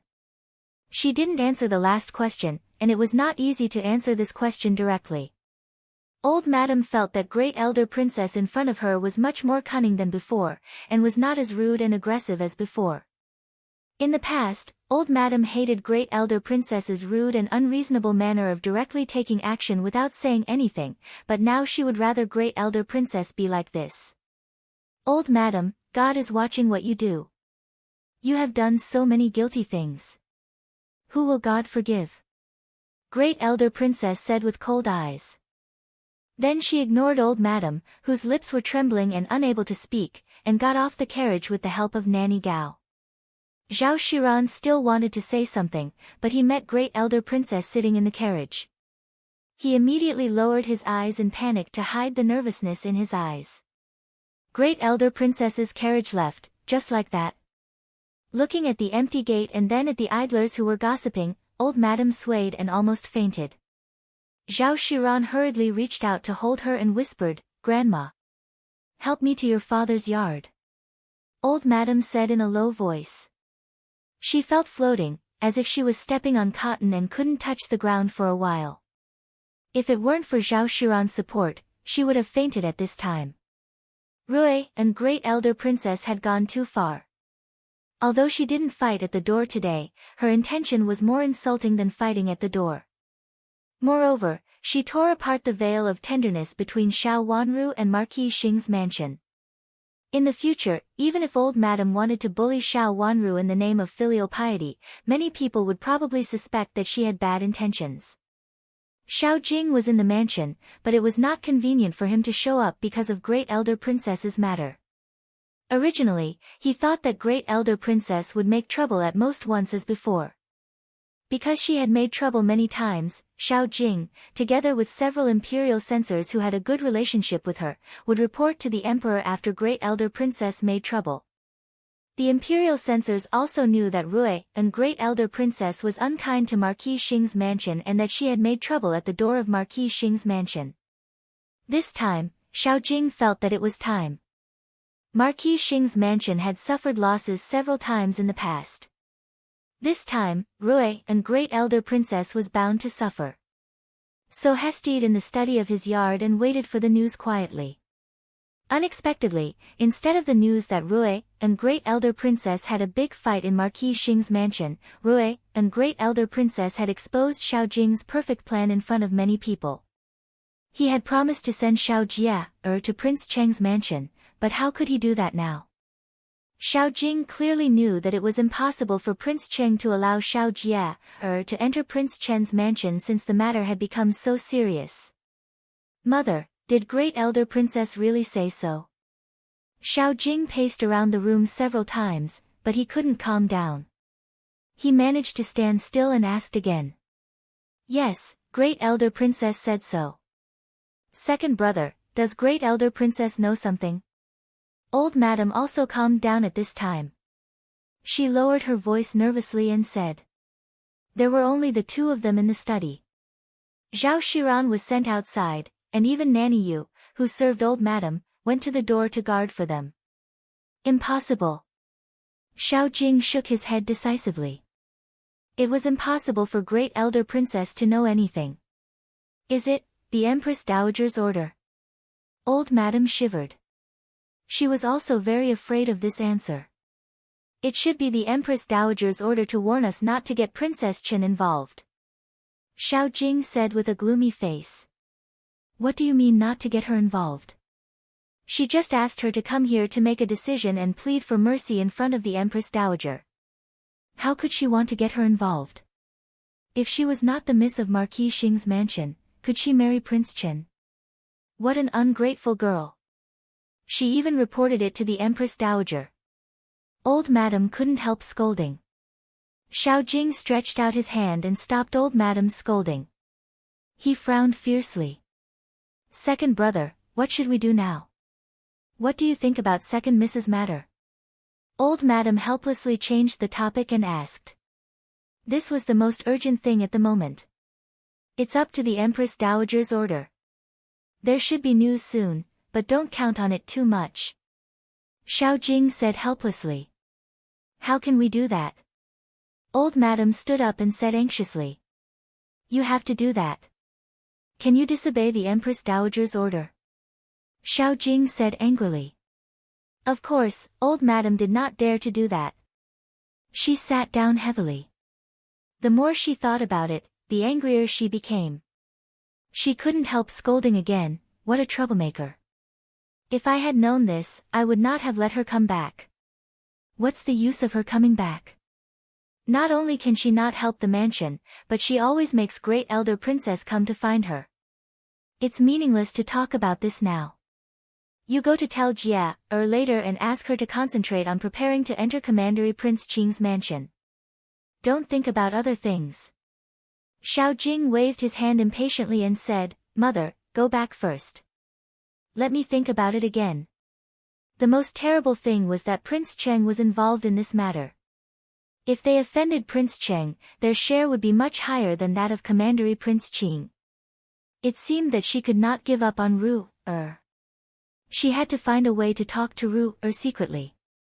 She did not want to do what Ru had told her before, but now she had to do it. This was at least a way out. Compared to the eldest daughter, the second daughter was useless. If she was useless, then so be it. She wasn't a good person anyway. "Come on, prepare the carriage. Old Madam is not feeling well.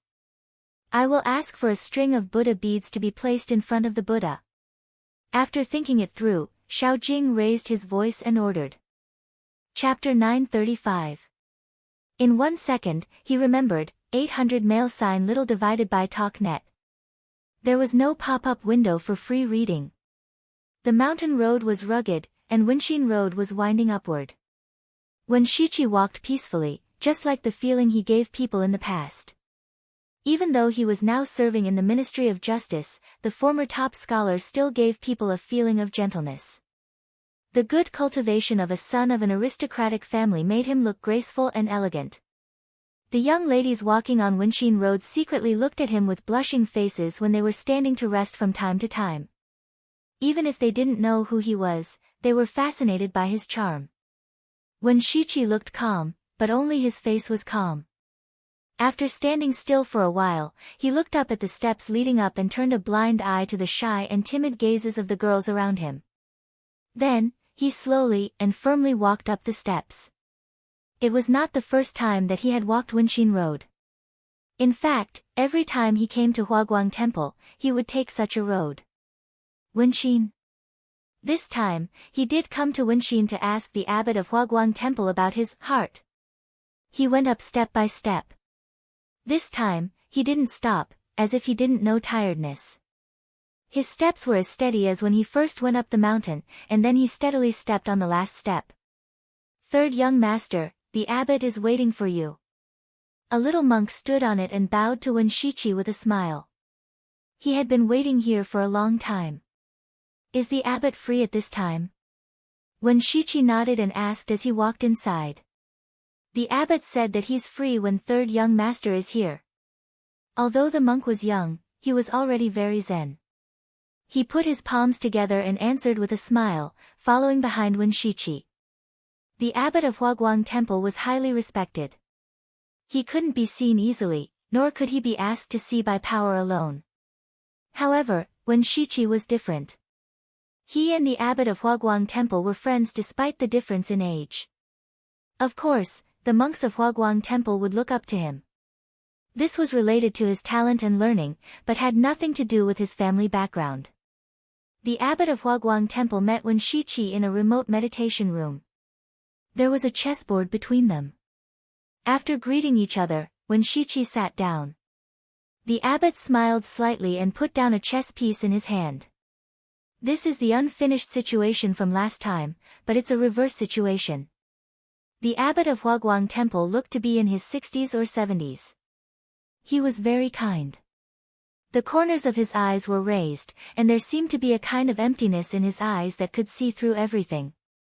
Between his long eyebrows, there was a kind of leisurely spirit that was different from the secular world.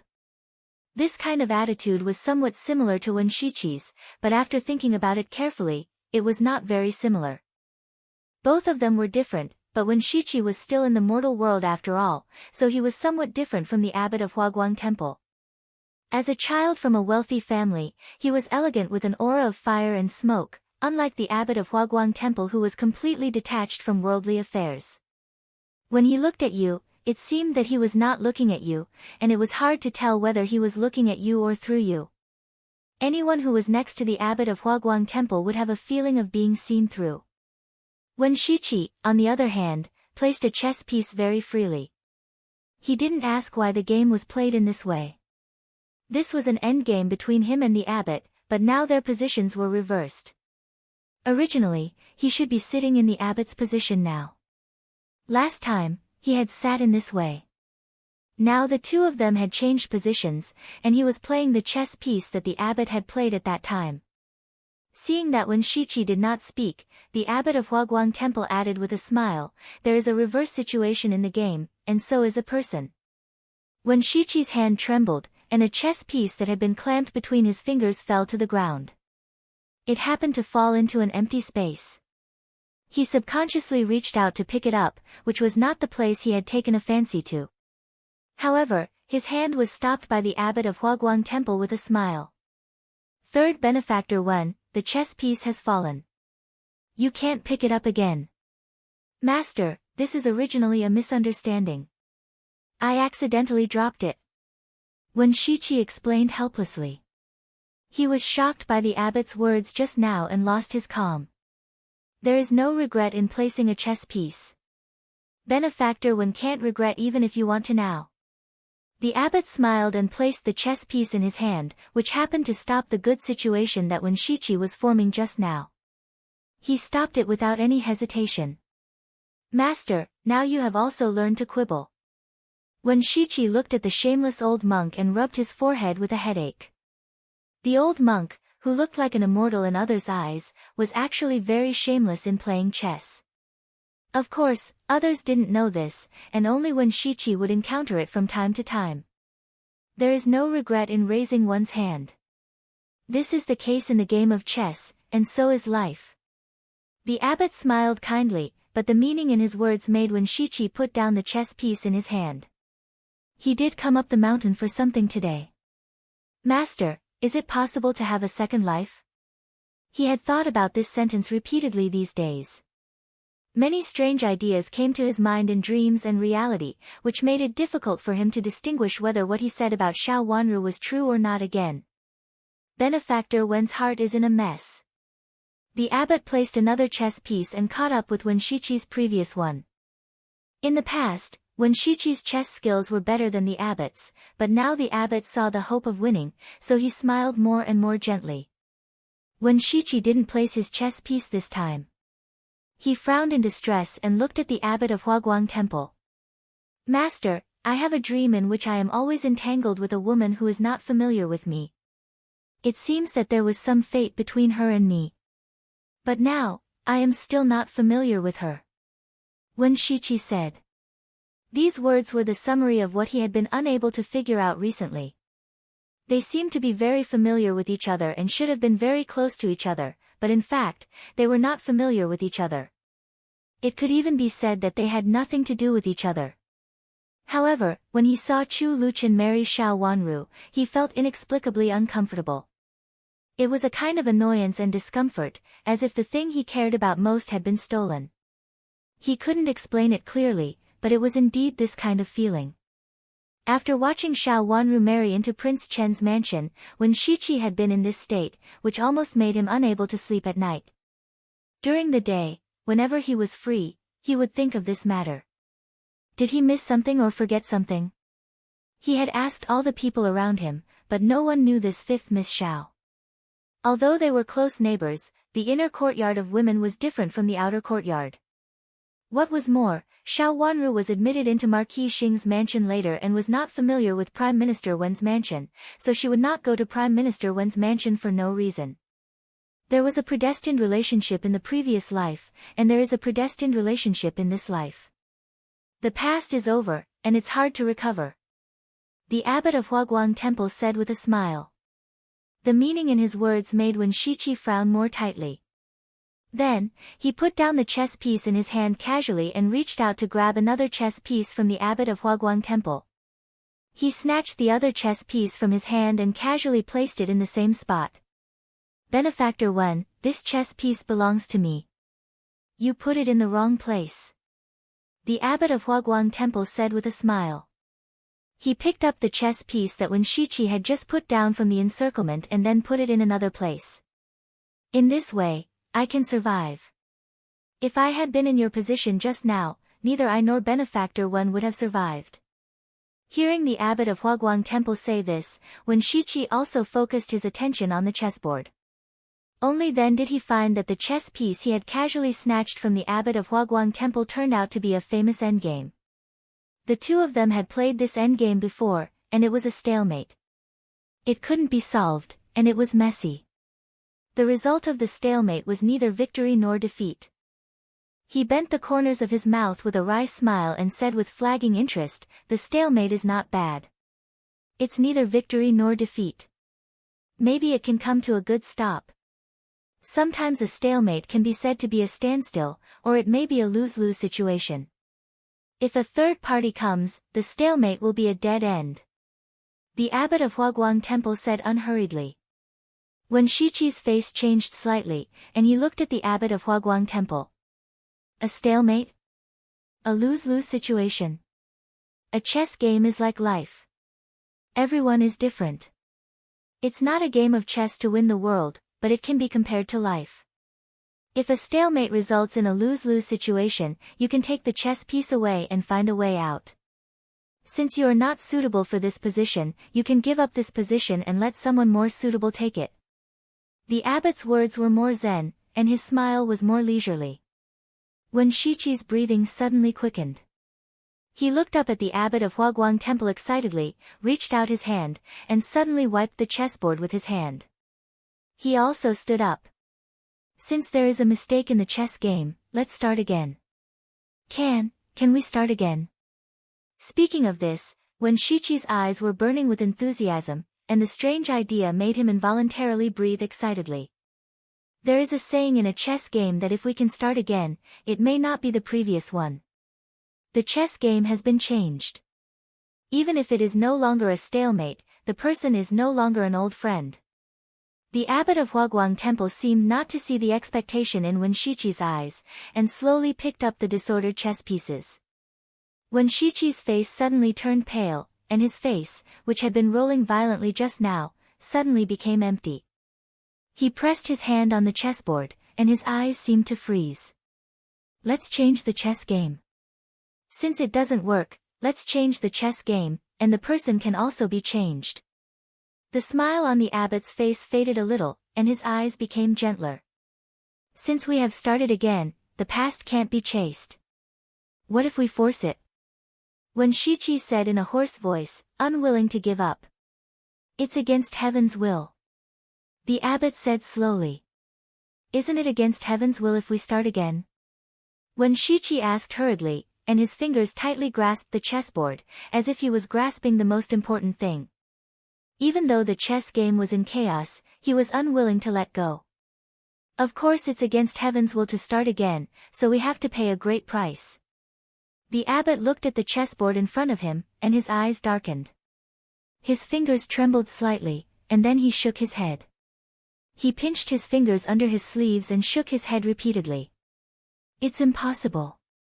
It's impossible. If it's possible, what are the conditions?" Wen Shiqi took a deep breath, and his eyes fell on the abbot of Huaguang Temple again. He tried hard to suppress the excitement in his heart and asked slowly. Chapter 936. It's like going against heaven. Heaven can't be defied. The abbot shook his head repeatedly, and his expression was no longer calm. What if it's impossible? Wen Shiqi persistently wanted to get an answer from the abbot of Huaguang Temple. Blood will flow like a river. The fate of the dynasty, the destiny of heaven. The abbot of Huaguang Temple looked pale. He suddenly reached out and pressed on the air. He looked up at Wen Shiqi and said, "Benefactor Wen, you don't have to say more. It's impossible." "There's a slight possibility, right?" Wen Shiqi asked eagerly. "Impossible, impossible." The abbot of Huaguang Temple said repeatedly as if he didn't hear his words. The room became strangely quiet. Wen Shiqi slowly sat down and said in a low voice, "No one can meet the conditions." The abbot of Huaguang Temple slowly calmed down and shook his head again. "No one knows what it is exactly, at least not in the Central Plains." His words were vague, and he seemed to hide something. Wen Shiqi and the abbot of Huaguang Temple had known each other for a long time. When he saw the abbot's words, he knew that he couldn't get any more information from him. "Abbot, can you tell how long I have to live?" His expression eased. he said casually as he tidied up the chessboard, as if he wasn't the one who had been anxious just now. The abbot of Huaguang Temple's face became serious. A few years ago, he had told Wen Shiqi's fortune and found that he had a destiny of life and death. Therefore, he felt more pity for him and felt that it was a pity that a person like him, who was talented but had a lot of disasters in his fate. However, Wen Shiqi was very open-minded and did what he should do. He was very open-minded and even didn't ask about it again after that. This was also the reason why the abbot of Huaguang Temple and Wen Shiqi were friends. Write a word. The abbot of Huaguang Temple pointed to the table by the window and said. He really wanted to tell Wen Shiqi's fortune, but Wen Shiqi didn't care much about it and didn't take the initiative to mention it. The abbot couldn't force him. Some things couldn't be forced, even this kind of thing. It was the best to go with the will. Especially for people like the abbot of Huaguang Temple, he agreed with this kind of behavior that went with the will of the will. Wen Shiqi took the initiative to ask this time, which was in line with the current situation. There were writing brushes, ink, paper, and inkstone on the table by the window, which was the place where he used to practice calligraphy. Wen Shiqi put down the chess piece in his hand and walked to the window. After thinking for a while, he inexplicably thought of a little face that was both angry and smiling. He involuntarily moved his hand and wrote the word, Ru. After Xiao Wanru finished writing the character, Ru, she threw her hand away and frowned tightly. She was very dissatisfied with the character she had written. She was supposed to test her character, but why did she think of Xiao Wanru? Moreover, Xiao Wanru was now Princess Chen. If others knew that it was Xiao Wanru's character, Ru, it would be extremely bad for Xiao Wanru. The abbot of Huaguang Temple also came over. When he saw the word, Ru, written by Wen Shiqi and then looked at Wen Shiqi's current state, a smile suddenly appeared on his face. He put his palms together and said, This is good. What do you mean by good? Wen Shiqi raised his eyebrows. Benefactor Wen's life is saved. The abbot of Huaguang Temple said with a smile. This was very unexpected, but it was not the most unexpected thing. When he was calculating at that time, he had found a glimmer of hope, but it was very faint and almost non-existent. Now, looking at it again, it had suddenly become clear, and it was no longer the condensed fate at that time. Sure enough, moving a chess piece is like changing a chess piece. There is a woman in the character, Ru, and the benefactor in Benefactor Wen's life should be a woman. There are two mouths in the character, Ru. Their mouths are connected, but not their hearts. Although this woman is destined to meet Benefactor Wen, and Benefactor Wen is also saved because of this fate, their hearts can't be connected. They are destined but not destined. The abbot of Huaguang Temple said. Master, how can you be so sure? Wen Shiqi was not convinced. Donor Wen's worried look just now is the same. Donor Wen came up the mountain today and was very upset, but it is true that the only chance of survival in life has appeared. Since it is not a matter of fate, it is a matter of love. But, this matter of love is not so easy to answer. The abbot of Huaguang Temple said meaningfully. What if I missed it by accident? Wen Shiqi was not reconciled after all. If you missed it, you missed it. It doesn't matter whether it was accidental or intentional. Since you missed it, you are not destined. The abbot of Huaguang Temple said. A monk hurried in and said, Abbot, Prince Qing invites you. Prince Qing is here. The abbot of Huaguang Temple was stunned for a moment. In the past, he rarely saw one or two of these people, but recently they seemed to come more. Prince Qing liked Buddhism and wanted to be a monk, so he couldn't get married. Now he was so old, but he had been putting it off. But in fact, this matter had nothing to do with Huaguang Temple. Prince Qing liked a quieter place, so he lived in Yuyin Temple. Although he occasionally came to Huaguang Temple, he seldom came. But recently, Prince Qing came to Huaguang Temple more often.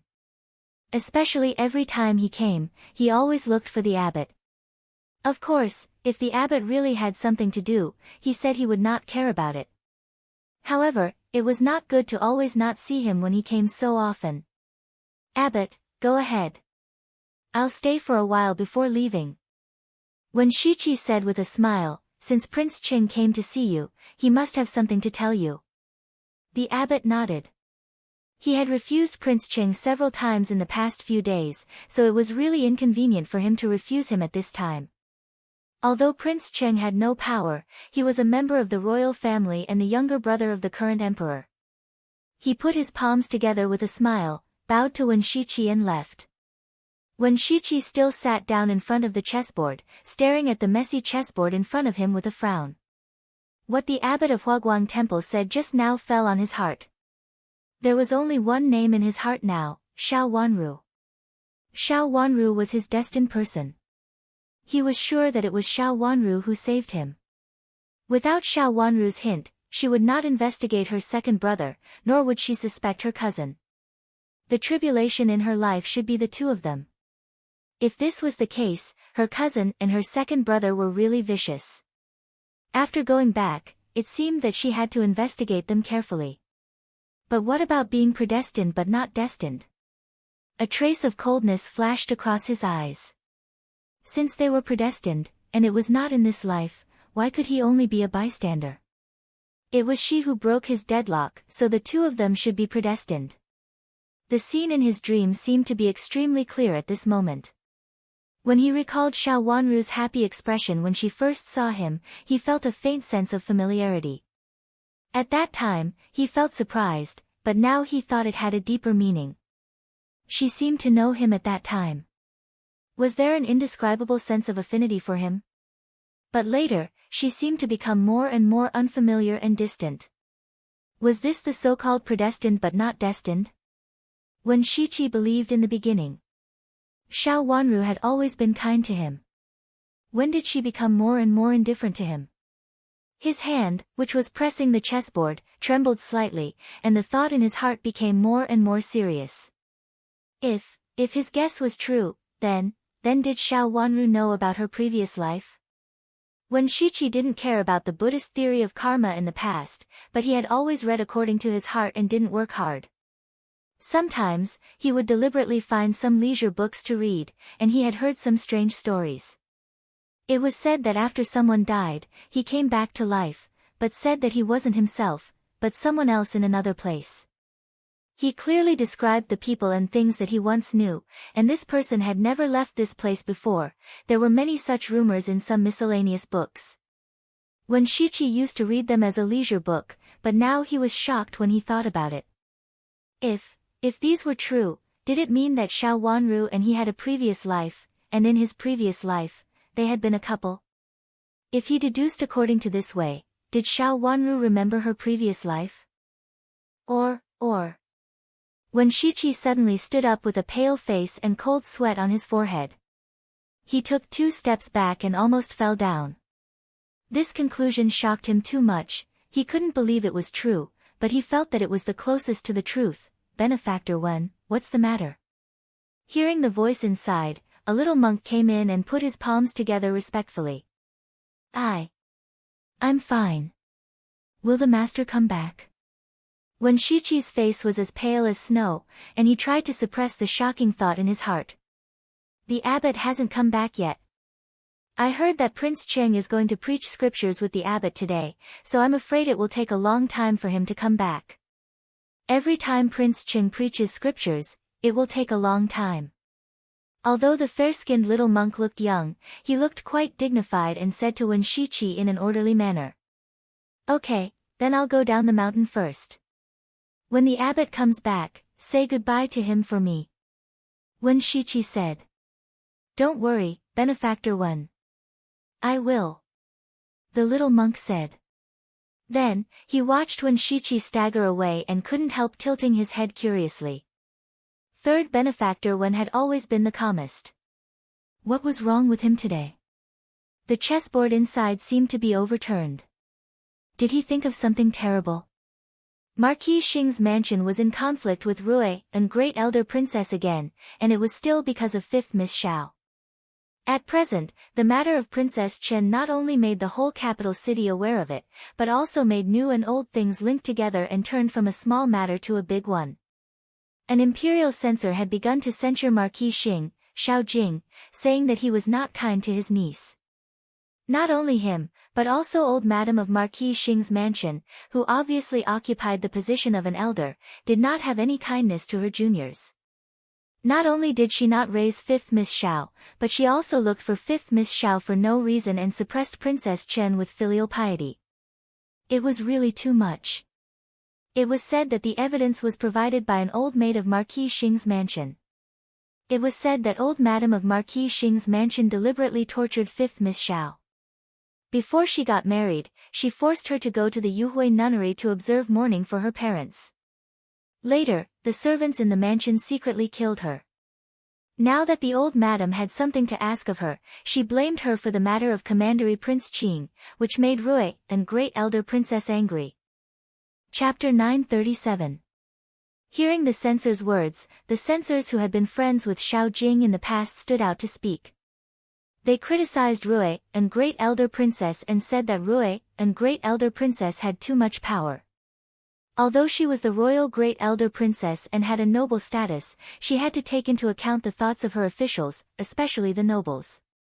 The nobles who had made contributions to the imperial court respected the royal Great Elder Princess, but she should not be ordered to do so. How could she ignore the imperial court's decency? Then there were two factions in the imperial court. One faction thought that Rui and Great Elder Princess was wrong, while the other faction thought that Marquis Xing's mansion had gone too far. They had no affection for Marquis Xing's mansion and had never raised Princess Chen. How could they instruct Princess Chen to do something when something happened? Moreover, it was related to the marriage of the royal family. As for the marriage of the younger sister, Xiao Jing certainly would not agree with it. He only said that Commandery Prince Qing had misunderstood old Madame's meaning. As for other things, Xiao Jing kept complaining that he was wronged. Everyone argued that they were right. Although there weren't many people on Xiao Jing's side, they were still arguing with each other until their faces turned red. From the looks of it, they were really civil officials. Otherwise, they would have started fighting. What do you think, Prince Chen? A booklet in the emperor's hand suddenly flew down and smashed into the body of a minister who was arguing vigorously. Immediately, the minister was so frightened that he knelt down with a putong sound. The other people didn't dare to continue speaking. The great hall quieted down, and only the emperor's low voice could be heard. Chu Liuchen's beautiful eyes fell on the imperial officials who were arguing fiercely just now. My princess has been lonely since she was a child, and no one really dotes on her. But now she has me. Since she belongs to me, no one can bully her at will. Standing in front of the rank platform, Xiao Jing suddenly felt that something was wrong. He had only thought of the way to deal with Rui and Great Elder Princess, but had not thought of Prince Chen. Since you have never raised my princess, why do you make my princess do something immoral with filial piety? Marquis Xing, I want to ask you, if your mansion keeps doing this kind of immoral things, are you going to push the blame to my princess? Chu Liuchen's face turned cold, and his eyes fell on Xiao Jing's face. The smile on his lips was a bit more treacherous and cold. Xiao Jing panicked and hurriedly came out from the steps, trying to defend himself. Marquis Xing, I will say this once here. If you have anything bad in the future, don't always think of my princess. Since she was a child, no one really dotes on her. Now that she is married, just pretend that she has never been your child. If you feel that you have suffered a loss, I can return part of the dowry and only keep my mother-in-law's dowry when she married to Marquis Xing's mansion. Chu Liuchen said coldly. The smile on his handsome face was cold without any warmth, which was very different from the impression he gave people in the past. Anyone could see that Prince Chen was angry.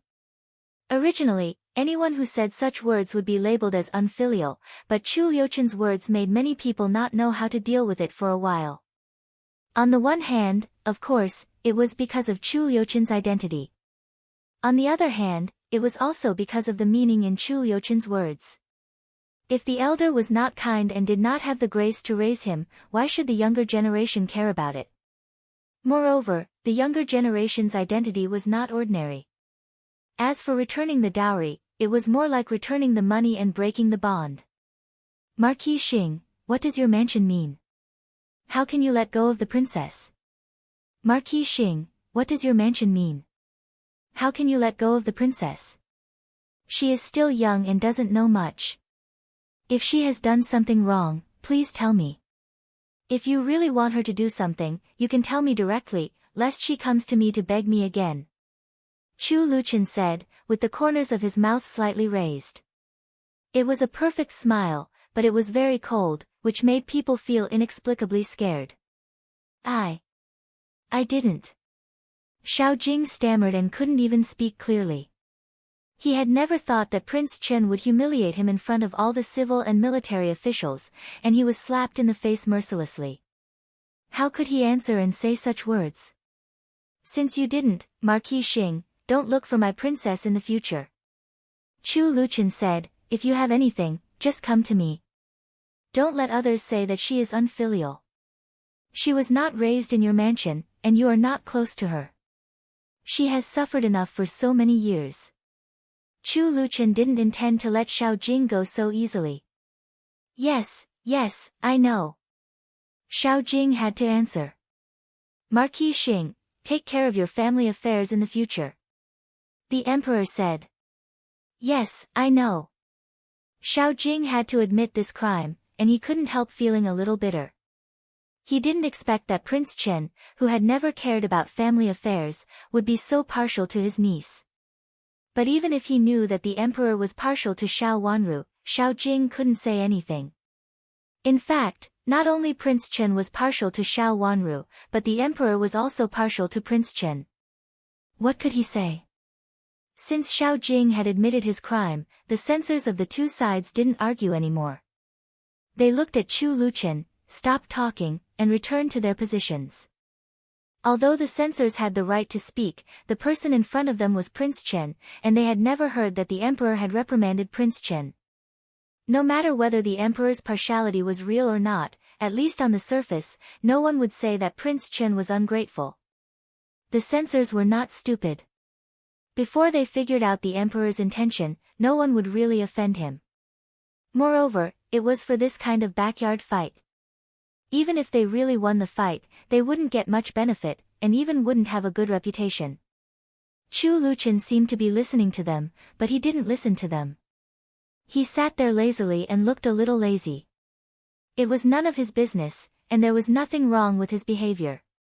However, after seeing the fierceness of Prince Chen, everyone was a little afraid of him when they looked at the sick and weak Prince Chen. Didn't they see that the emperor didn't even mention Prince Chen's outrageous words, and even let Marquis Xing admit his crime? After the court meeting, Chu Luqian still waited for others to leave, and then slowly came out of the main hall and walked slowly to the palace.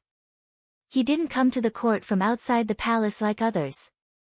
It was much closer to the main hall from the side door. In addition, he was in poor health, so the emperor and the empress dowager wanted him to go through the side door, and they repeatedly said that the side door was left to make it more convenient for them to go. Third brother. When he just turned a corner, he unexpectedly saw Chu Luiyue. It seemed that he specially came to stop him. What's the matter? Chu Luqian said lightly, with a thin smile, and not much joy could be seen. Nothing. I just want to ask you what happened and whether you need help or not. Chu Luiyue said gently and sincerely. I dare not trouble you, brother. It's nothing.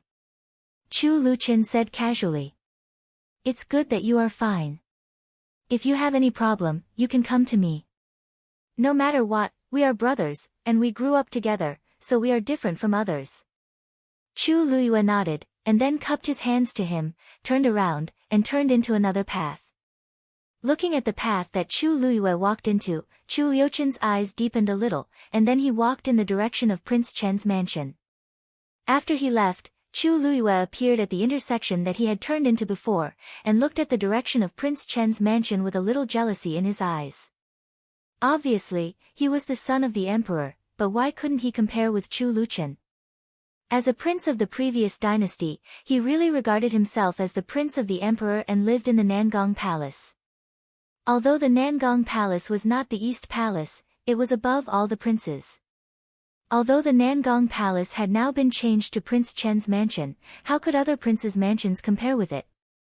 Now there was no East Palace, and Prince Chen's mansion was unique. They could come and go in the imperial palace at will. For this reason, many courtiers thought highly of Chu Luchen, who lived in Prince Chen's mansion. In addition, with Chu Liuchen's own identity, how could the emperor tolerate Chu Luchen and care more about him than himself, his own son? Prince. Seeing his master still in a daze, Xiao Qizi reminded him. Let's go. Chu Luiyue turned around and returned to the previous road. Prince, are we going there at this time? Xiao Qizi looked around uneasily and said in a low voice. It's just a casual walk. Don't panic. Chu Luiyue was dissatisfied. Yes, I know. Xiao Qizi nodded repeatedly and said, Prince, don't worry. I have arranged it. Even if someone sees it, they will just think it is an accident and won't let anyone find out. That's the best. Chu Luiyue raised his eyebrows coldly. Since that woman seemed to be useful, of course, he would not let her go. If a woman could still have some means in this situation, it could be regarded as her ability. Of course, he had to give her a chance. Moreover, she was such a beauty. In the past, he had a good idea about her. When Chu Luchen came back, Xiao Wanru was catching butterflies in the garden with a few maids. Although the garden of Prince Chen's mansion was not as big as that of the imperial palace, it was still much more majestic than that of other mansions. There were many exotic flowers and plants in it. Xiao Wanru also saw several of them, which could be regarded as fine flowers in the imperial palace. Looking at the soil under their roots, they had been cultivated not long ago. Xiao Wanru was very happy with the maids, and she was also sweating all over. While they were busy, she suddenly saw Chu Luchen appear. The maids hurriedly stood still and did not dare to make a sound. Xiao Wanru turned her head. Her complexion had been the best, and now she was even more charming like a flower. Her pink face was faintly blushing. The pink became more pink, and the white became whiter. Her beautiful eyes were like two pools of clear water, with attractive ripples. What was particularly attractive was her cherry lips, which were like flowers, delicate and beautiful. Her coldness in the past had become more charming. Such a color, coupled with her exquisite facial features, made her more beautiful. Seeing Chu Luchen, Xiao Wanru, who was a little out of breath, said with her watery eyes lit up, Your Highness. As soon as she finished speaking and walked towards Chu Luchen, she suddenly leaned back, blacked out, and fell straight back. Chapter 938. Chu Liuchen's face changed dramatically. He hurried forward to hold Qi Ju and told Xiao Xuanzi, Ask Qi Ju to come here quickly. I'll go right away. Xiao Xuanzi ran out in a hurry. Chu Luchen strode back to the courtyard with Xiao Wanru in his arms.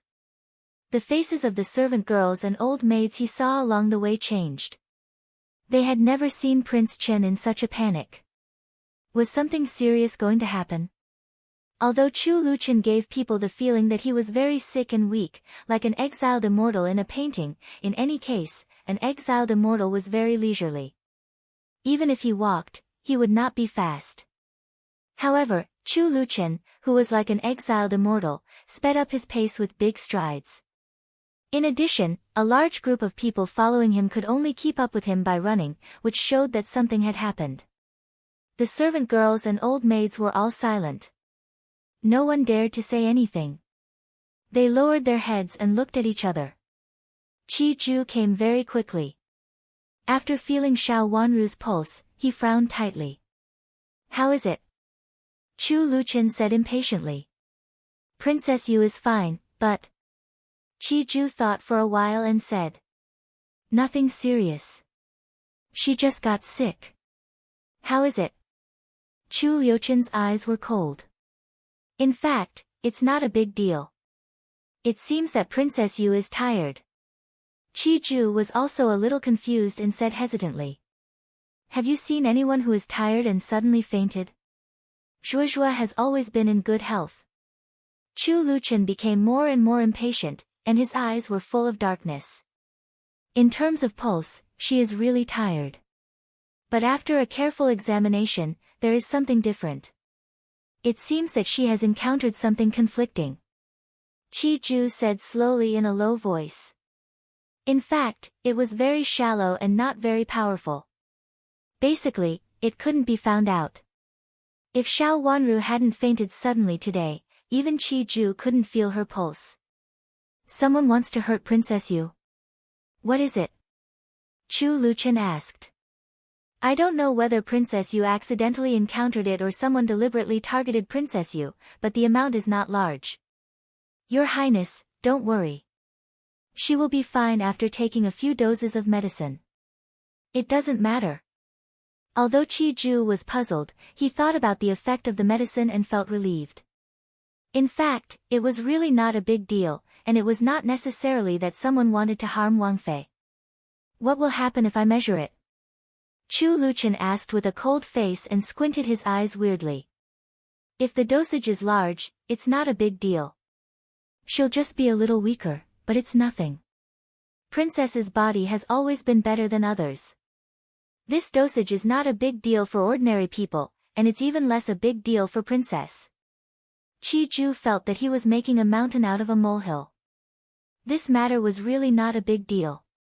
It was just because of a few patches of medicine. Since it's not a big deal, why did she suddenly faint? Chu Luchen said thoughtfully. He glanced coldly at Chi-ju and changed the topic. Knowing that Chu Luchen was not a man to be trifled with, Chi-ju explained helplessly, Your Highness, Princess suddenly fainted. In fact, it's not entirely because of some conflicting things. It's also because Princess suddenly exercised too much, which made her heart beat too fast. In addition, the dizziness caused by this medicine is very light. When she saw Your Highness coming, she suddenly fainted. Chi-ju asked Xiao Xuanzi about the specific situation at that time. As soon as he heard it, he knew that Princess suddenly exercised too much and was affected. Then she suddenly fainted because she was excited and happy to see His Highness. Princess fainted because she was too excited to see me. A smile suddenly appeared at the corner of Chu Liuchen's mouth. Such a gentle and elegant smile made people feel as if they were bathing in the spring breeze. In the past, people would feel that it was elegant and tranquil. But now, Chi-ju felt a chill. Anyone who saw a gloomy and hostile face just now would feel their heart palpitate as if a spring breeze had suddenly passed by. Chi-ju felt that even if he had good medical skills, he really couldn't bear the speed and level of changing his face. There were actually people who thought that Prince Chen was as gentle as jade. Chi-ju felt that those who thought so were brainless. If Chu Luchen was as gentle as jade, there would be no one in this world who was ferocious. It should be the reason. Chi-ju said with a serious face. Chu Luchen was cold-blooded and ruthless, and he would turn his back on people. Don't think that he was bathing in the spring breeze at this moment, he might become gloomy the next moment. Chi-ju felt that the expression on his face now was the most appropriate. Then who wants to hurt her? She may have been drugged somewhere. Although the consequences of fainting are not serious, it will kill people at specific times. Chi-ju, I don't want there to be such a hidden danger around Princess.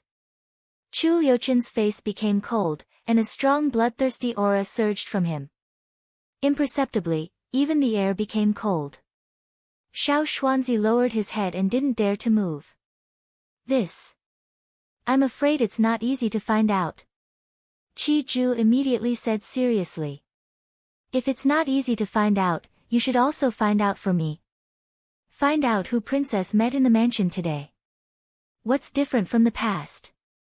Your Highness, the difference between Princess and the past is that, she met the people sent from the palace. Yu Jie suddenly thought of something and said anxiously. The people sent from the palace? Chu Luchen said coldly. Yes, he was sent by the palace. He was sent here before. Yu Jie blushed and couldn't go on. She could only wink at Xiao Xuanzi to show that it was really difficult for her to say it. Xiao Xuanzi raised his head slightly and saw Yu Jie's action of asking for help. He was stunned at first, and then he understood. He immediately approached Chu Luchen and whispered, "Master, you forgot that before you got married, Empress Dowager and Empress sent palace maids." The palace maids who were in charge of human affairs were thrown in the most remote corner of the mansion. "Haven't they been sent back?" Chu Luchen looked at Xiao Xuanzi gloomily and said, "Well, I don't dare to make the decision for Empress Dowager and Empress. I want to ask you in a few days. And their identities are not the same." Xiao Xuanzi stuttered and explained. "Not the same? What's the difference? However, since they are here, they can't leave. Qi Ju, go to check them later and see if they brought anything bad with them." Chu Luchen said coldly. "Yes, master, I'll go right away." Qi Ju felt too tired to stay here. It was not easy to serve Prince Chen, who was cold and hot at times. It was better for him to be a doctor and check medicine. After that, he turned around and ran away with the medicine box on his back. Xiao Xuanzi chased after him and asked someone to lead the way for Qi Ju. Dr. Qi didn't know where he was at all. He turned around and ran away. Sure enough, Xiao Xuanzi felt that he couldn't understand the world of doctors. "Master, the identity of the two palace maids is not ordinary. One is used by Empress Dowager in the palace and is the distant niece of Nanny Wei. The other one is said to be related to Empress." Xiao Xuanzi said bitterly. He reported with a straight face. He thought it was not a big deal. Even if it was related to Empress Dowager and Empress, he didn't need to worry. He was the only one.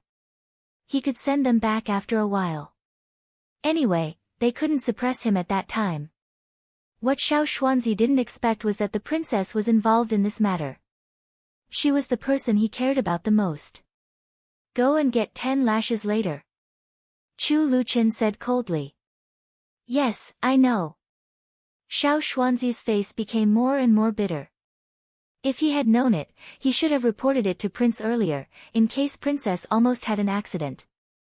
A voice suddenly came from the bed. Chu Liuchen's cold face suddenly became gentle. He walked to the bed and sat down. Yujia and Chu Lu went forward to lift the gauze curtain and hang it on the hook. "Your Highness, what's wrong with me?" Xiao Wanru's long eyelashes, which were like butterfly wings, fluttered twice. She slowly opened her eyes and saw Chu Liuchen's gentle smile. She couldn't help but reach out to touch it, and then supported herself with her hands to sit up. Her movement was very natural. Chu Luchen hurriedly reached out and half picked her up. He took a heavy cushion for her, put it behind her, and gently put her down. He was so meticulous, as if he was holding the most precious thing in the world in his arms. After putting her down, Chu Luchen asked softly, "Do you feel uncomfortable?" Is there anything wrong with me?" Xiao Wanru reached out to take Chu Liuchen's hand. The scene of her fainting just now was right in front of her. Thinking about it carefully, she was really confused. She had always been in good health. Why did she suddenly faint? Xiao Wanru had good medical skills and was very sensitive to this kind of thing. She immediately noticed something. "Did you feel anything unusual when you met the two palace maids?" Chu Luchen knew that he couldn't hide it from her, so he narrowed his beautiful eyes slightly and asked. "Nothing unusual. They were anxious to see me today and said that they wanted to go back to the imperial palace." Xiao Wanru thought for a while and said. The matter of the two palace maids had been reported to her before. At that time, she had other plans, so she didn't pay much attention to it. Today, the two palace maids wanted to see her again. She wanted to see what they were up to, so she purposely met them. She slowly put her hand on her pulse. After feeling it carefully, a trace of anger flashed in her eyes. She knew her body best. Obviously, there was something wrong with her. The only difference between today and the past was that she met the two palace maids and went to pounce on the butterflies. Such actions were actually not big. When Xiao Wanru was in Jiangzhou, she was in good health. At that time, Madame D seldom cared about her, and Qin Huayong would not let anyone keep an eye on her. Old Madame Qin was old, so sometimes she would run out of the mansion without being noticed. At that time, she was an out-and-out wild girl, and it was not difficult for her to climb over the wall. Therefore, she was in good health. It was impossible for her to faint after a few movements like those weak girls in the boudoir. Your Highness, there is something wrong with the two palace maids. Xiao Wanru put her hand on her pulse and said with certainty. Chu Luqian gently held her in his arms, patted her back lovingly, and comforted her softly, I know. I'll understand it later. In a place where Xiao Wanru couldn't see, Chu Luqian's eyes were full of malice and bloodthirst. He raised the corner of his mouth gloomily. No matter who it was, since they had been sent here, they naturally had to see blood. Chapter 939. The two palace maids were both very beautiful. One was slightly thinner, but she was adorably thin. Her complexion was outstanding. She was the kind that made people want to take pity on her. The other was slightly more voluptuous, but she also had a slender waist and plump buttocks. Both of them were beauties. Even in the palace, they were rare beauties. These two beauties, each with their own characteristics, were actually very attractive. After kneeling down, the two beauties were timid. They almost hugged each other and did not dare to look up at the handsome prince sitting on top. In fact, just now, when facing Xiao Xuanzi, the two palace maids were still very arrogant and said that they came from the palace and were sent by the Empress Dowager and the Empress to serve Prince Chen. They could not be controlled by Xiao Xuanzi, a steward eunuch of Prince Chen's mansion. But the next moment, the two palace maids who followed them here were directly dragged away and beaten to death, and the two of them were also forced to watch the execution. Looking at the two clever nannies being beaten to death in front of them, their unwilling eyes seemed to be fixed on them. There was a stiff aura after death. The aura of defeat made the two palace maids, who were holding their heads high just now, shrink into a ball. Everyone in the palace knew that Prince Chen was handsome. He was like a handsome young man coming out of an ink painting and was incomparably noble. Even if there were some bad rumors about such a man, they would be ignored. At least from a distance, Prince Chen looked a little sick and weak, and his face was as gentle as jade. Although Prince Chen was actually not as gentle as the legend said, he was cold-blooded and ruthless. But the palace maids who had not seen him like this all thought that it was a rumor, and rumors could not be trusted. But now, the two palace maids did not dare to have any extravagant thoughts, and they almost hugged each other. Master, there is some incense on their clothes. It is not very strong, and there is some smell of medicine, but it is just some ordinary medicine to smoke insects. Xiao Xuanzi came forward and reported. This was the conclusion that Qi Ju had just drawn. There were many such incense in the palace. Can't you find out? Chu Luqian asked lazily, since you can't find out, just beat them to death. I don't necessarily need evidence to do things. Two guards walked in from the door. Their sharp eyes were still filled with hostility after the execution. Your Highness, please spare us, please spare us. We servants really don't know anything, we servants really don't know anything. Your Highness, please spare my life, spare my life. The two palace maids cried loudly and struggled to break free from the hands of the guards. Unfortunately, their strength was useless in the hands of the guards. Since you are useless, why should our prince keep you alive? Look for our princess properly. If you want to harm our princess, you don't need to keep your lives. Xiao Xuanzi said harshly. His smiling face, which used to look kind in the past, now had a fierce look. Your Highness, this servant has something important to report. This servant knows about it. A palace maid suddenly pulled on the door frame and screamed in a sharp voice, Wang Yi, this servant knows who wants to harm Wang Fei. Pull him back. Chu Luqian said coldly. The two guards turned around, pulled the palace maid back again, and threw her heavily on the ground. The two delicate palace maids were no longer as charming and gentle as before. They fell to the ground in embarrassment, with delicate makeup all over their faces, like crazy women. One of the palace maids collapsed on the ground, and the other took 2 steps forward. She kowtowed heavily 3 times. Your Highness, this servant didn't want to look for Wang Fei today, but someone instigated this servant to go. Say it. Chu Luqian said. Your Highness, she asked me to go. I have been in the mansion for so many days, and I have been very obedient. But this time, she suddenly asked me to look for Wang Fei. If something happened to Wang Fei, it must have something to do with her. The other palace maid who collapsed on the ground suddenly struggled to sit up on her knees, pointed at the previous palace maid, and cried loudly. You are slandering me. After being stunned for a moment, the previous palace maid also pointed at her and said, it was she who wanted to see Wang Fei. She must have done something. Your Highness, it must be she who wants to harm Wang Fei. The 2 palace maids were not stupid. From the previous words, they knew that there was something wrong with this matter. It was impossible for Prince Chen to look for them for no reason. Something must have happened to Wang Fei. At this time, no one dared to take the responsibility, so they blamed each other. Your Highness, she is the Empress's servant, and I am the Empress Dowager's servant. The Empress Dowager dotes on you the most, so how could she find a bad one for you? Your Highness, she's speaking nonsense. Although this servant is a person by the Empress side, the Empress respects Your Highness the most. If something happens to Your Highness, the Empress cannot escape the blame. How could the Empress do something that displeases the Emperor? It's her. She has evil intentions and conspired against Wang Fei. The 2 palace maids blamed each other one after another. Slap. Chu Liuqian's cold face darkened, and he said lightly. Slap each of them 10 times. Xiao Xuanzi said loudly. The guards on both sides came over and slapped the 2 palace maids fiercely 10 times.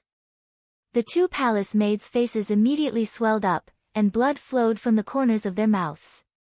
Send them to the palace. Chu Luqian looked at the 2 miserable palace maids below and suddenly said. Yes, Your Highness. Xiao Xuanzi nodded. The 2 palace maids also heard it, and they were relieved. At least they survived, at least they were not dead. Since they don't want to say it, don't say it in the future. Chu Luqian stood up, glanced at the 2 palace maids kneeling below, and turned to go out. Go back the way you came. I can't let them lose something in my mansion. I understand. Xiao Xuanzi understood tacitly. He looked up at the 2 palace maids with a bit of coldness. Come on, pull out their tongues, and then send them to the mansion together with the parts. Don't let people in the palace think that we have taken advantage of them. The guards answered and pulled the 2 palace maids away. After being stunned for a while, the 2 palace maids struggled desperately to call for help. However, no matter how they shouted this time, they were finally pulled down. 2 sharp screams came from Prince Chen to the imperial palace. The execution was carried out at the side door connecting the imperial palace and Prince Chen's mansion, which was the closest to the palace. The screams of the 2 palace maids spread far away in the palace. The palace maids in that area who heard it were all trembling with fear, and their faces were pale. It was one thing to hear it, but it was another thing to hear it. Then the palace maids who saw the 2 palace maids being sent to the Fengyi Palace had nightmares at night. The 2 palace maids were not dead, but their current situation was worse than death. Prince Chen was as handsome as an immortal and as gentle as jade. Fake, they were all fake. Prince Chen was a devil who couldn't be provoked. Just look at the current state of the 2 palace maids. After the execution of the 2 palace maids, they were sent to the Empress openly and placed under the Dan Palace of the Empress's Fengyi Palace. Your Highness, our master asked you to find out who wanted to hurt our master and our princess. Our master and princess are not sensible. When something like this happened, the first person they thought of was Your Highness. Moreover, the cause of this matter is also in the palace, so it's most appropriate to hand it over to Your Highness. Xiao Xuanzi was still smiling, with a hint of flattery. The Empress's face was pale, and she held the handle of the chair. If it weren't for her strong momentum, she would have almost fainted at this moment. The 2 palace maids didn't lift up the tongues, but they were sent to her with bloody tongues. Our master said he was useless and couldn't find out who it was. The two palace maids still quibbled. Our master couldn't do anything about it, and he didn't want to listen to them fooling our master. So we have to trouble your highness. Our master is a little unwell now, and we also want to invite several imperial physicians to come and have a look. Not only our master, but also our princess. Xiao Xuanzi didn't seem to notice that the empress's face was as pale as snow. He clenched his teeth tightly and couldn't say a word. The nanny who followed the empress hurriedly stepped forward to smooth things over when she saw that the situation was not good. Eunuch Xiao Xuanzi, please go back first. The empress knows. She is also a little unwell, and she will send imperial physicians over later. Please rest assured, Prince Chen. The empress will definitely not let go of these people who want to hurt Princess Chen. Then I'll trouble your highness. I'm leaving. Xiao Xuanzi said with a smile, looking extremely kind. The empress tried hard to control her hand and waved, motioning him to go back. Xiao Xuanzi left with a smile. After Xiao Xuanzi left, the empress covered her chest and suddenly stood up from the chair. After taking a few steps, she couldn't stand it anymore and vomited violently. A group of maids and eunuchs panicked and hurriedly rushed to the empress. The empress finally calmed down and was helped to sit down in the side hall. After freshening up and sitting down, the empress's face was still as pale as snow. She recovered a little strength and patted the table hard with her hand. She gritted her molars and almost squeezed out a voice from her teeth, Chu Luchen, you've gone too far. Your Highness, please stop talking. The people beside her hurriedly persuaded. I can't bear it. The empress said with hatred.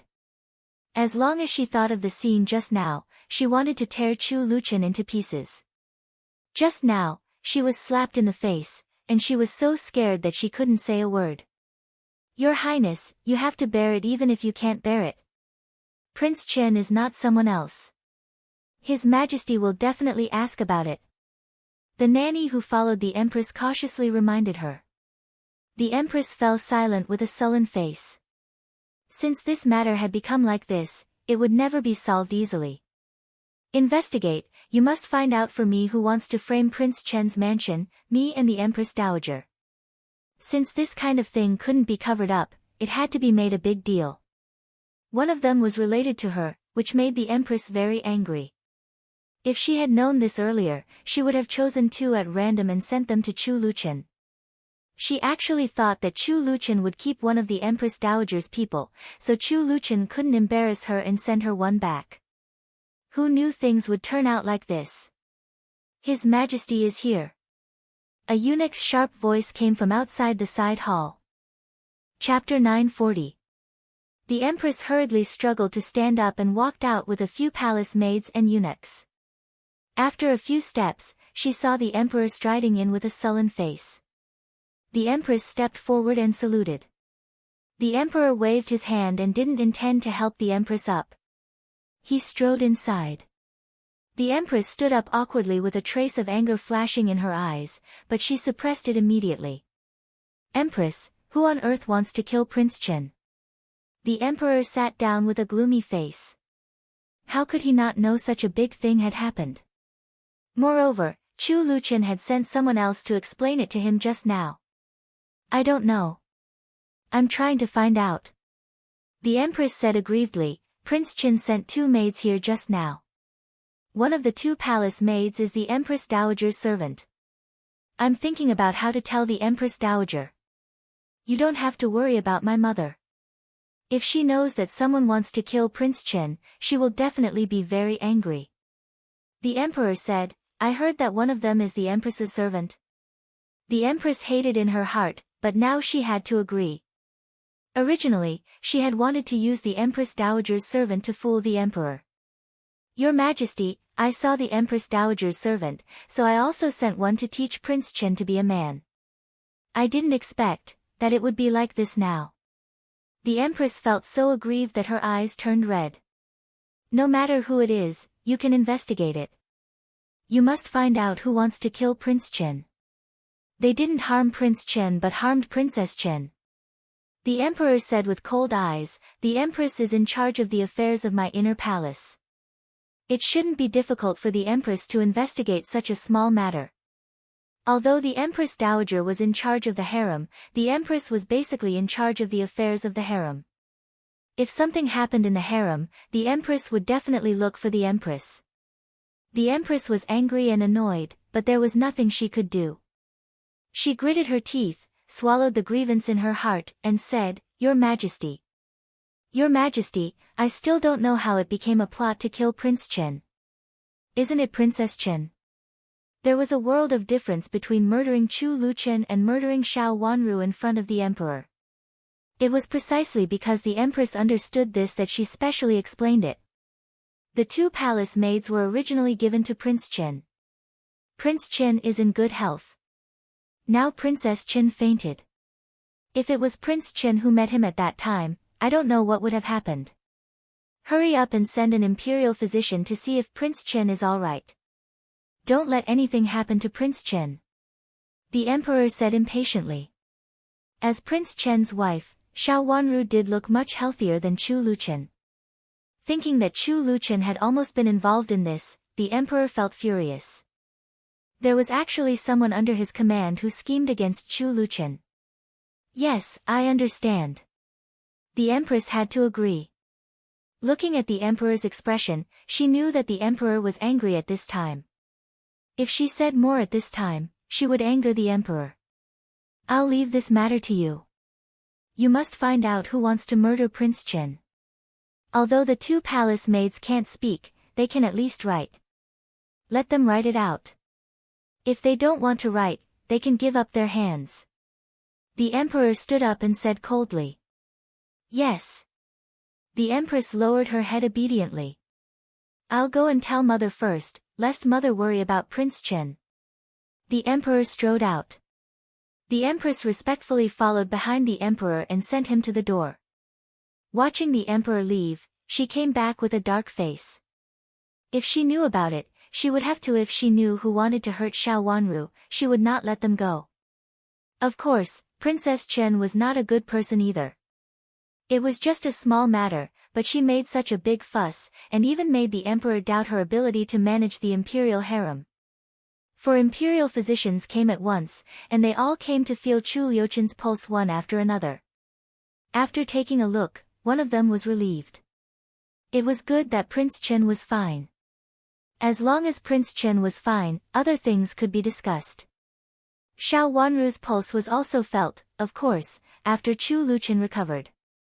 Xiao Wanru's pulse was stable, and they didn't find anything wrong at this time.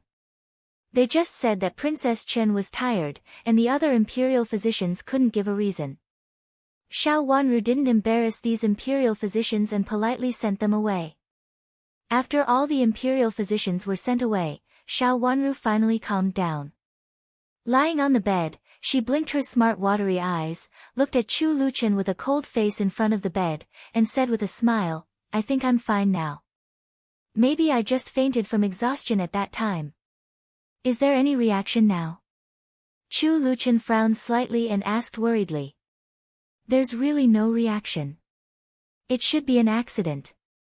Don't worry, it's nothing serious." Xiao Wanru comforted him with a smile. What if it's really just an accident? Seeing the imperial physician's attitude, Xiao Wanru knew that it was a big deal. How could the empress be so kind as to send her here? Needless to say, there must be something wrong. Chu Luchen said with a trace of deepness in his eyes. There must be something wrong.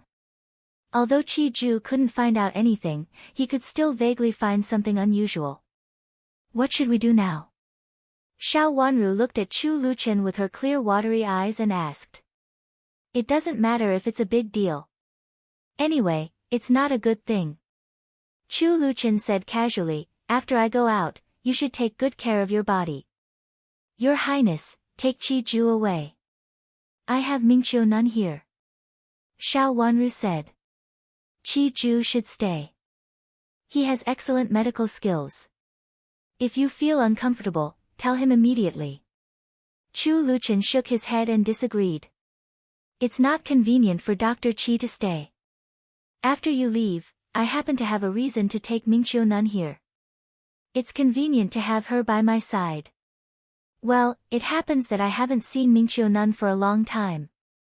Xiao Wanru reached out to take Chu Liuchen's hand, shook his hand with a little coquettishly and said. She was worried about him outside. Okay. Chu Liuchen took Xiao Wanru's hand with his back and said with his eyes shining, even if I'm not here, you don't have to suffer. After what happened today, even if they want to make you suffer, they have to think about it. If what happened today is true, who would it be? Xiao Wanru blushed as her hand was held tightly by Chu Liuchen. She thought for a while and asked again. In fact, she also thought that it was not an accident, but she was afraid that it would not be easy to find out. Since someone had targeted Prince Chen's mansion in such a way, she was afraid that it would not be easy to find out. When she felt her pulse just now and when she felt her pulse at the moment, she felt different.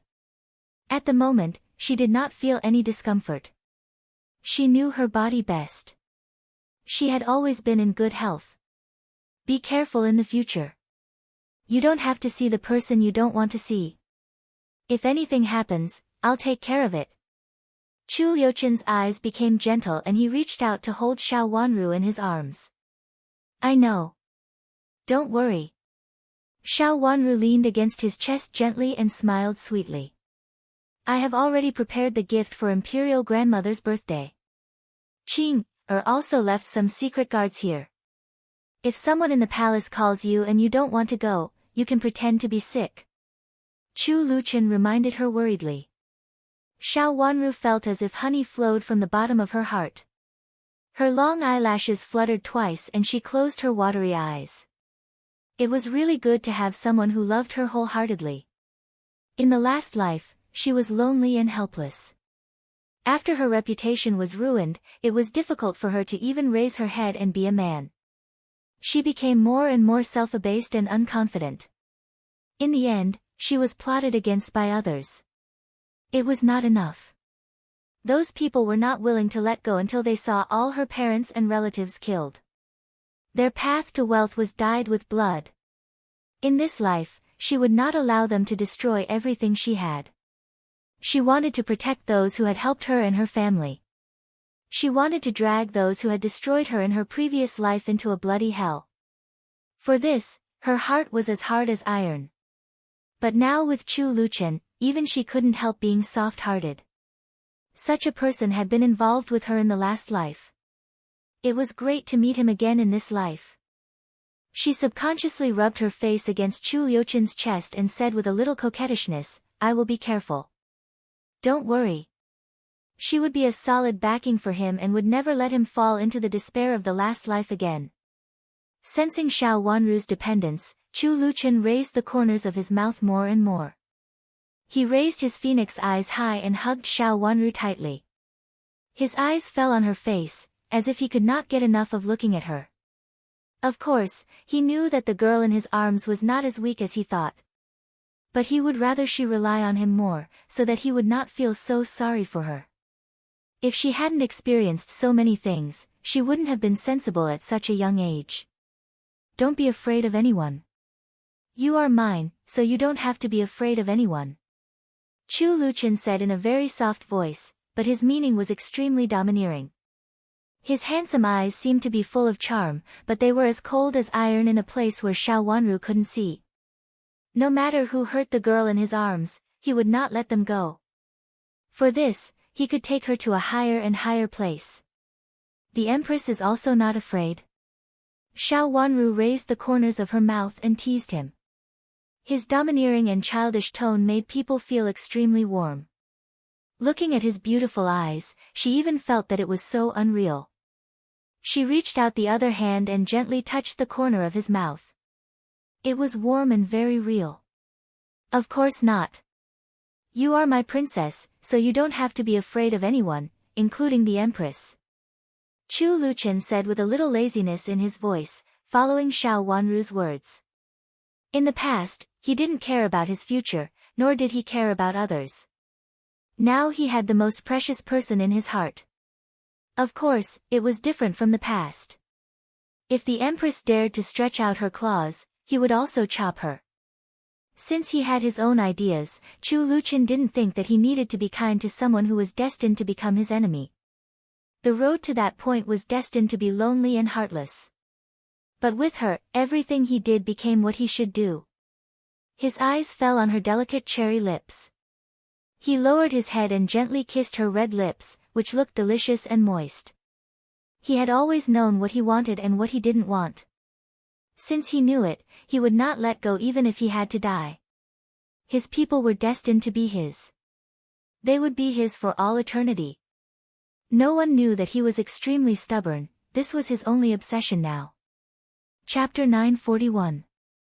Remember in 1 second, 800 mail sign small/say net, has it been dealt with cleanly? Has this matter been dealt with cleanly? In the darkness, a person's voice came out faintly. Don't worry. It has been dealt with cleanly. No one will find out. The woman's soft voice came out in a low voice, which was very pleasant to hear, but sounded a little weird in the dark night. That's the best. If I can't do it, I won't help you anymore. The faint voice sounded unreal and a little ethereal, not like the voice of a real person. No, and it's not a big deal. The woman's indifferent voice sounded a little disapproving. Even if it's a small matter, you have to be careful. Even the Empress suffered a loss.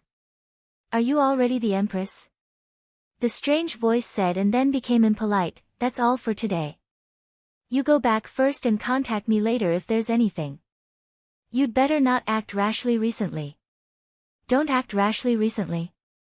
After Prince Chen leaves the capital city. The woman was a little unconvinced. If you can't even bear it, don't come to me. The ethereal voice said coldly. Okay, I'll be careful. The woman showed weakness. After answering, she listened quietly for a while, and there was only the sound of the wind blowing in the darkness. It was a Buddhist pagoda, which was very old and tall in the palace. Besides, it was close to the cold palace, so no one came here on weekdays. The cold palace was located at the edge of the imperial palace, and the Buddhist pagoda was also here. In the past, it was easy to see such an old Buddhist pagoda from outside the palace. In fact, it was already an abandoned pagoda. On weekdays, there was not even a ghost here, so it was impossible for any concubine to come here to enjoy the scenery. The woman came out of the shadow of the Buddhist pagoda and looked at the night sky. The moon was not round and couldn't shine clearly. The woman was covered with a cloak, including her head. Only when she looked up could she vaguely see the beautiful outline. It was Xiao Yenru. She was now on the 3rd floor of the Buddhist pagoda. She carefully went down the broken stairs on the side of the pagoda, stood at the foot of the pagoda, and looked back with a little vigilance. Moyen came out from behind a tree and called in a low voice, Your Highness. She had just been sent here by Marquis Xing's mansion to serve Xiao Yenru. Let's go back first. Xiao Yenru said with cold eyes. Your Highness, are you not going to stay and take a look? Moyen looked up and cautiously reminded her. Bao Lin still didn't know who that person was. No, I'll be discovered if I stay here any longer. Xiao Yenru shook her head and looked at the sky again. She couldn't wait here any longer. If someone found her, she would be unable to explain herself. Becoming the lowest grade treasure forest in the palace was not what she wanted. However, there was one good thing about it. At the very least, the emperor did not take her in. With this, she still had hope. The emperor didn't like her, and she wouldn't like the emperor either. She still favored Chu Liyue more. She wanted to be Chu Liyue's empress and stand high in the imperial palace in the end, looking down on all the women in the world. It was not that there had never been a low-ranking concubine of the late emperor who became the empress of the later emperor. It was because of this that she convinced her father to give her the manpower. It was not that she was hopeless, and it could even be said that the hope was very high. At least in the palace, it was not surprising to see a prince. It was more convenient than outside. Of course, the person in the pagoda also surprised her, even shocked and panicked. Fortunately, this person had no malice to her. After knowing all her thoughts and actions, he even helped her. She also wanted to know who this person was, but she didn't dare to offend this person. It didn't matter who this person was. She could slowly find out who this person was in the imperial palace. At least a friend was better than an enemy. Moreover, she could be sure that there should be a secret passage in the pagoda. This person was familiar with the secret passage here. When he appeared, he did not make a sound and left without leaving any trace. This was beneficial to her. With such a person secretly helping her, it was her greatest help. When they returned to the place where she lived, Han Dan had been waiting there for a long time. When she heard the knock on the door, she hurriedly let them in. After the two of them entered the door, Han Dan looked behind her and quietly closed the door. Outside the door, there seemed to be only the swaying shadows of the trees in the dark. Your Highness. When Han Dan entered the inner room, Xiao Yenru had been sitting there calmly and drinking tea. Xiao Yenru looked up and asked, "Have you sent the letter?" "I have." "Don't worry, Your Highness." Han Dan replied. "That's good." Xiao Yenru's eyes fell on Han Dan's face. Han Dan lowered her head and then said slowly, "You two are the most intimate to me. As long as I go out in the future, I will definitely let you enjoy wealth forever." "Thank you, Your Highness." "Thank you, Your Highness." Moyen and Han Dan knelt down together to express their gratitude. "Get up, all of you. I'm in trouble in the imperial palace now, and only you two are my confidants. Although we are master and servant, we have already shared weal and woe at this time. I have already regarded you as sisters in my heart. If I don't care about you when I ascend to a high position in the future, who will I care about?" Xiao Yenru raised her head slightly and said with a sigh. In the dim light, her delicate face looked a little soft, and she said very earnestly. Moyen shivered, while Han Dan was extremely excited. After looking at each other, the two of them stood up together and stood behind Xiao Yenru. However, their expressions were a little different. "Tomorrow, tomorrow," Xiao Yenru said in a low voice with some other meaning, which was quite meaningful, but she didn't go on, leaving them with unlimited imagination. What happened in Prince Chen's mansion was not widely spread, at least the ordinary people in the capital city didn't know it. They only knew that Duke Yong's mansion and Marquis Xing's mansion had been in trouble. Needless to say, Duke Yong's mansion's title had come to an end. Even the original heir of Duke Yong was so angry that he almost ran away. Later, he finally got back. As for Marquis Xing's mansion, it also lost its reputation from being a duke's mansion to a marquis's mansion. Old Madam of Marquis Xing's mansion was regarded as being unkind to the younger generation. As for the scandal that she wanted her younger sister to marry someone else, several misses of Marquis Xing's mansion also lost their reputation. Not only did they not distinguish between the lineal and the concubine, but such a thing happened. Who dared to marry the misses of Marquis Xing's mansion? In this case, Xiao Jia, was carried into Commandery Prince Qing's mansion in a small sedan chair. According to the Empress's order, since she didn't like Commandery Prince Qing and the royal family's descendants, she could enter the mansion like this. As for her future identity and whether she would be given the identity of a concubine, it depended on Commandery Prince Qing's mansion. Although Xiao Jia, fell into the water in the imperial palace and was rescued by Chu Qing, the emperor intended to give her the position of a concubine and asked elder Zhong Zheng and the prince to handle the affairs of the travel disc. But now, Xiao Jia, who was carried into the mansion, didn't even have a title and was just a simple concubine, so the emperor said that he didn't want to interfere. What could he do? It depended on Chu Qing's will. Now Marquis Xing's mansion was different from the past, and Xiao Jia, entered Commandery Prince Qing's mansion because of such a thing. The empress gave an oral order in anger, so no one in Marquis Xing's mansion dared to stop this matter. No matter how Xiao Jia, cried, she couldn't do anything. She was stuffed into a small sedan chair and carried to Commandery Prince Qing's mansion, in order to eliminate the influence of this matter. As for Xiao Caihuan, she didn't intend to get married. She didn't care about what the third madam said outside, and she didn't want to get married. It was good for her to stay by the lamp and the ancient Buddha statue. The third madam cried helplessly and could only return to her courtyard. Her eldest daughter didn't get married, and her second daughter couldn't get married now either. After all, the reputation of the girls in Marquis Xing's mansion had been ruined. Thinking that it was all because of old madam, the third madam secretly gnashed her teeth with hatred. If it weren't for this old woman, her two daughters wouldn't have fallen into such a situation. Xiao Yanru entered the imperial palace, Xiao Jia went to Commandery Prince Qing's mansion, and Xiao Wanru married into Prince Chen's mansion. For a time, Marquis Xing's mansion, which had been in constant disputes in the past, unexpectedly became peaceful. It was said that old madam was ill again, and the new young madam was virtuous. She went to old madam's place to take care of old madam when she was free. The third madam was also ill, and the fourth miss also took care of the third madam every day. The whole Marquis Xing's mansion became gloomy, and the self-righteous servants outside in the past also behaved themselves and didn't dare to have any ideas. There was no one or thing in their mansion that could be proud of. A small sedan chair went out of Duke Yong's mansion through the back door. There was only a servant girl beside the small sedan chair. The servant girl lowered her head and seemed to be wiping her tears as she walked. After a few turns, she entered the back door of a big mansion. After entering the door, the old maid at the back door stepped forward and said to the person in the sedan chair, "Greetings, first miss." The servant girl took a step forward and lifted the curtain. Qin Yuru appeared behind the curtain and stood up with Mei Shue's hand.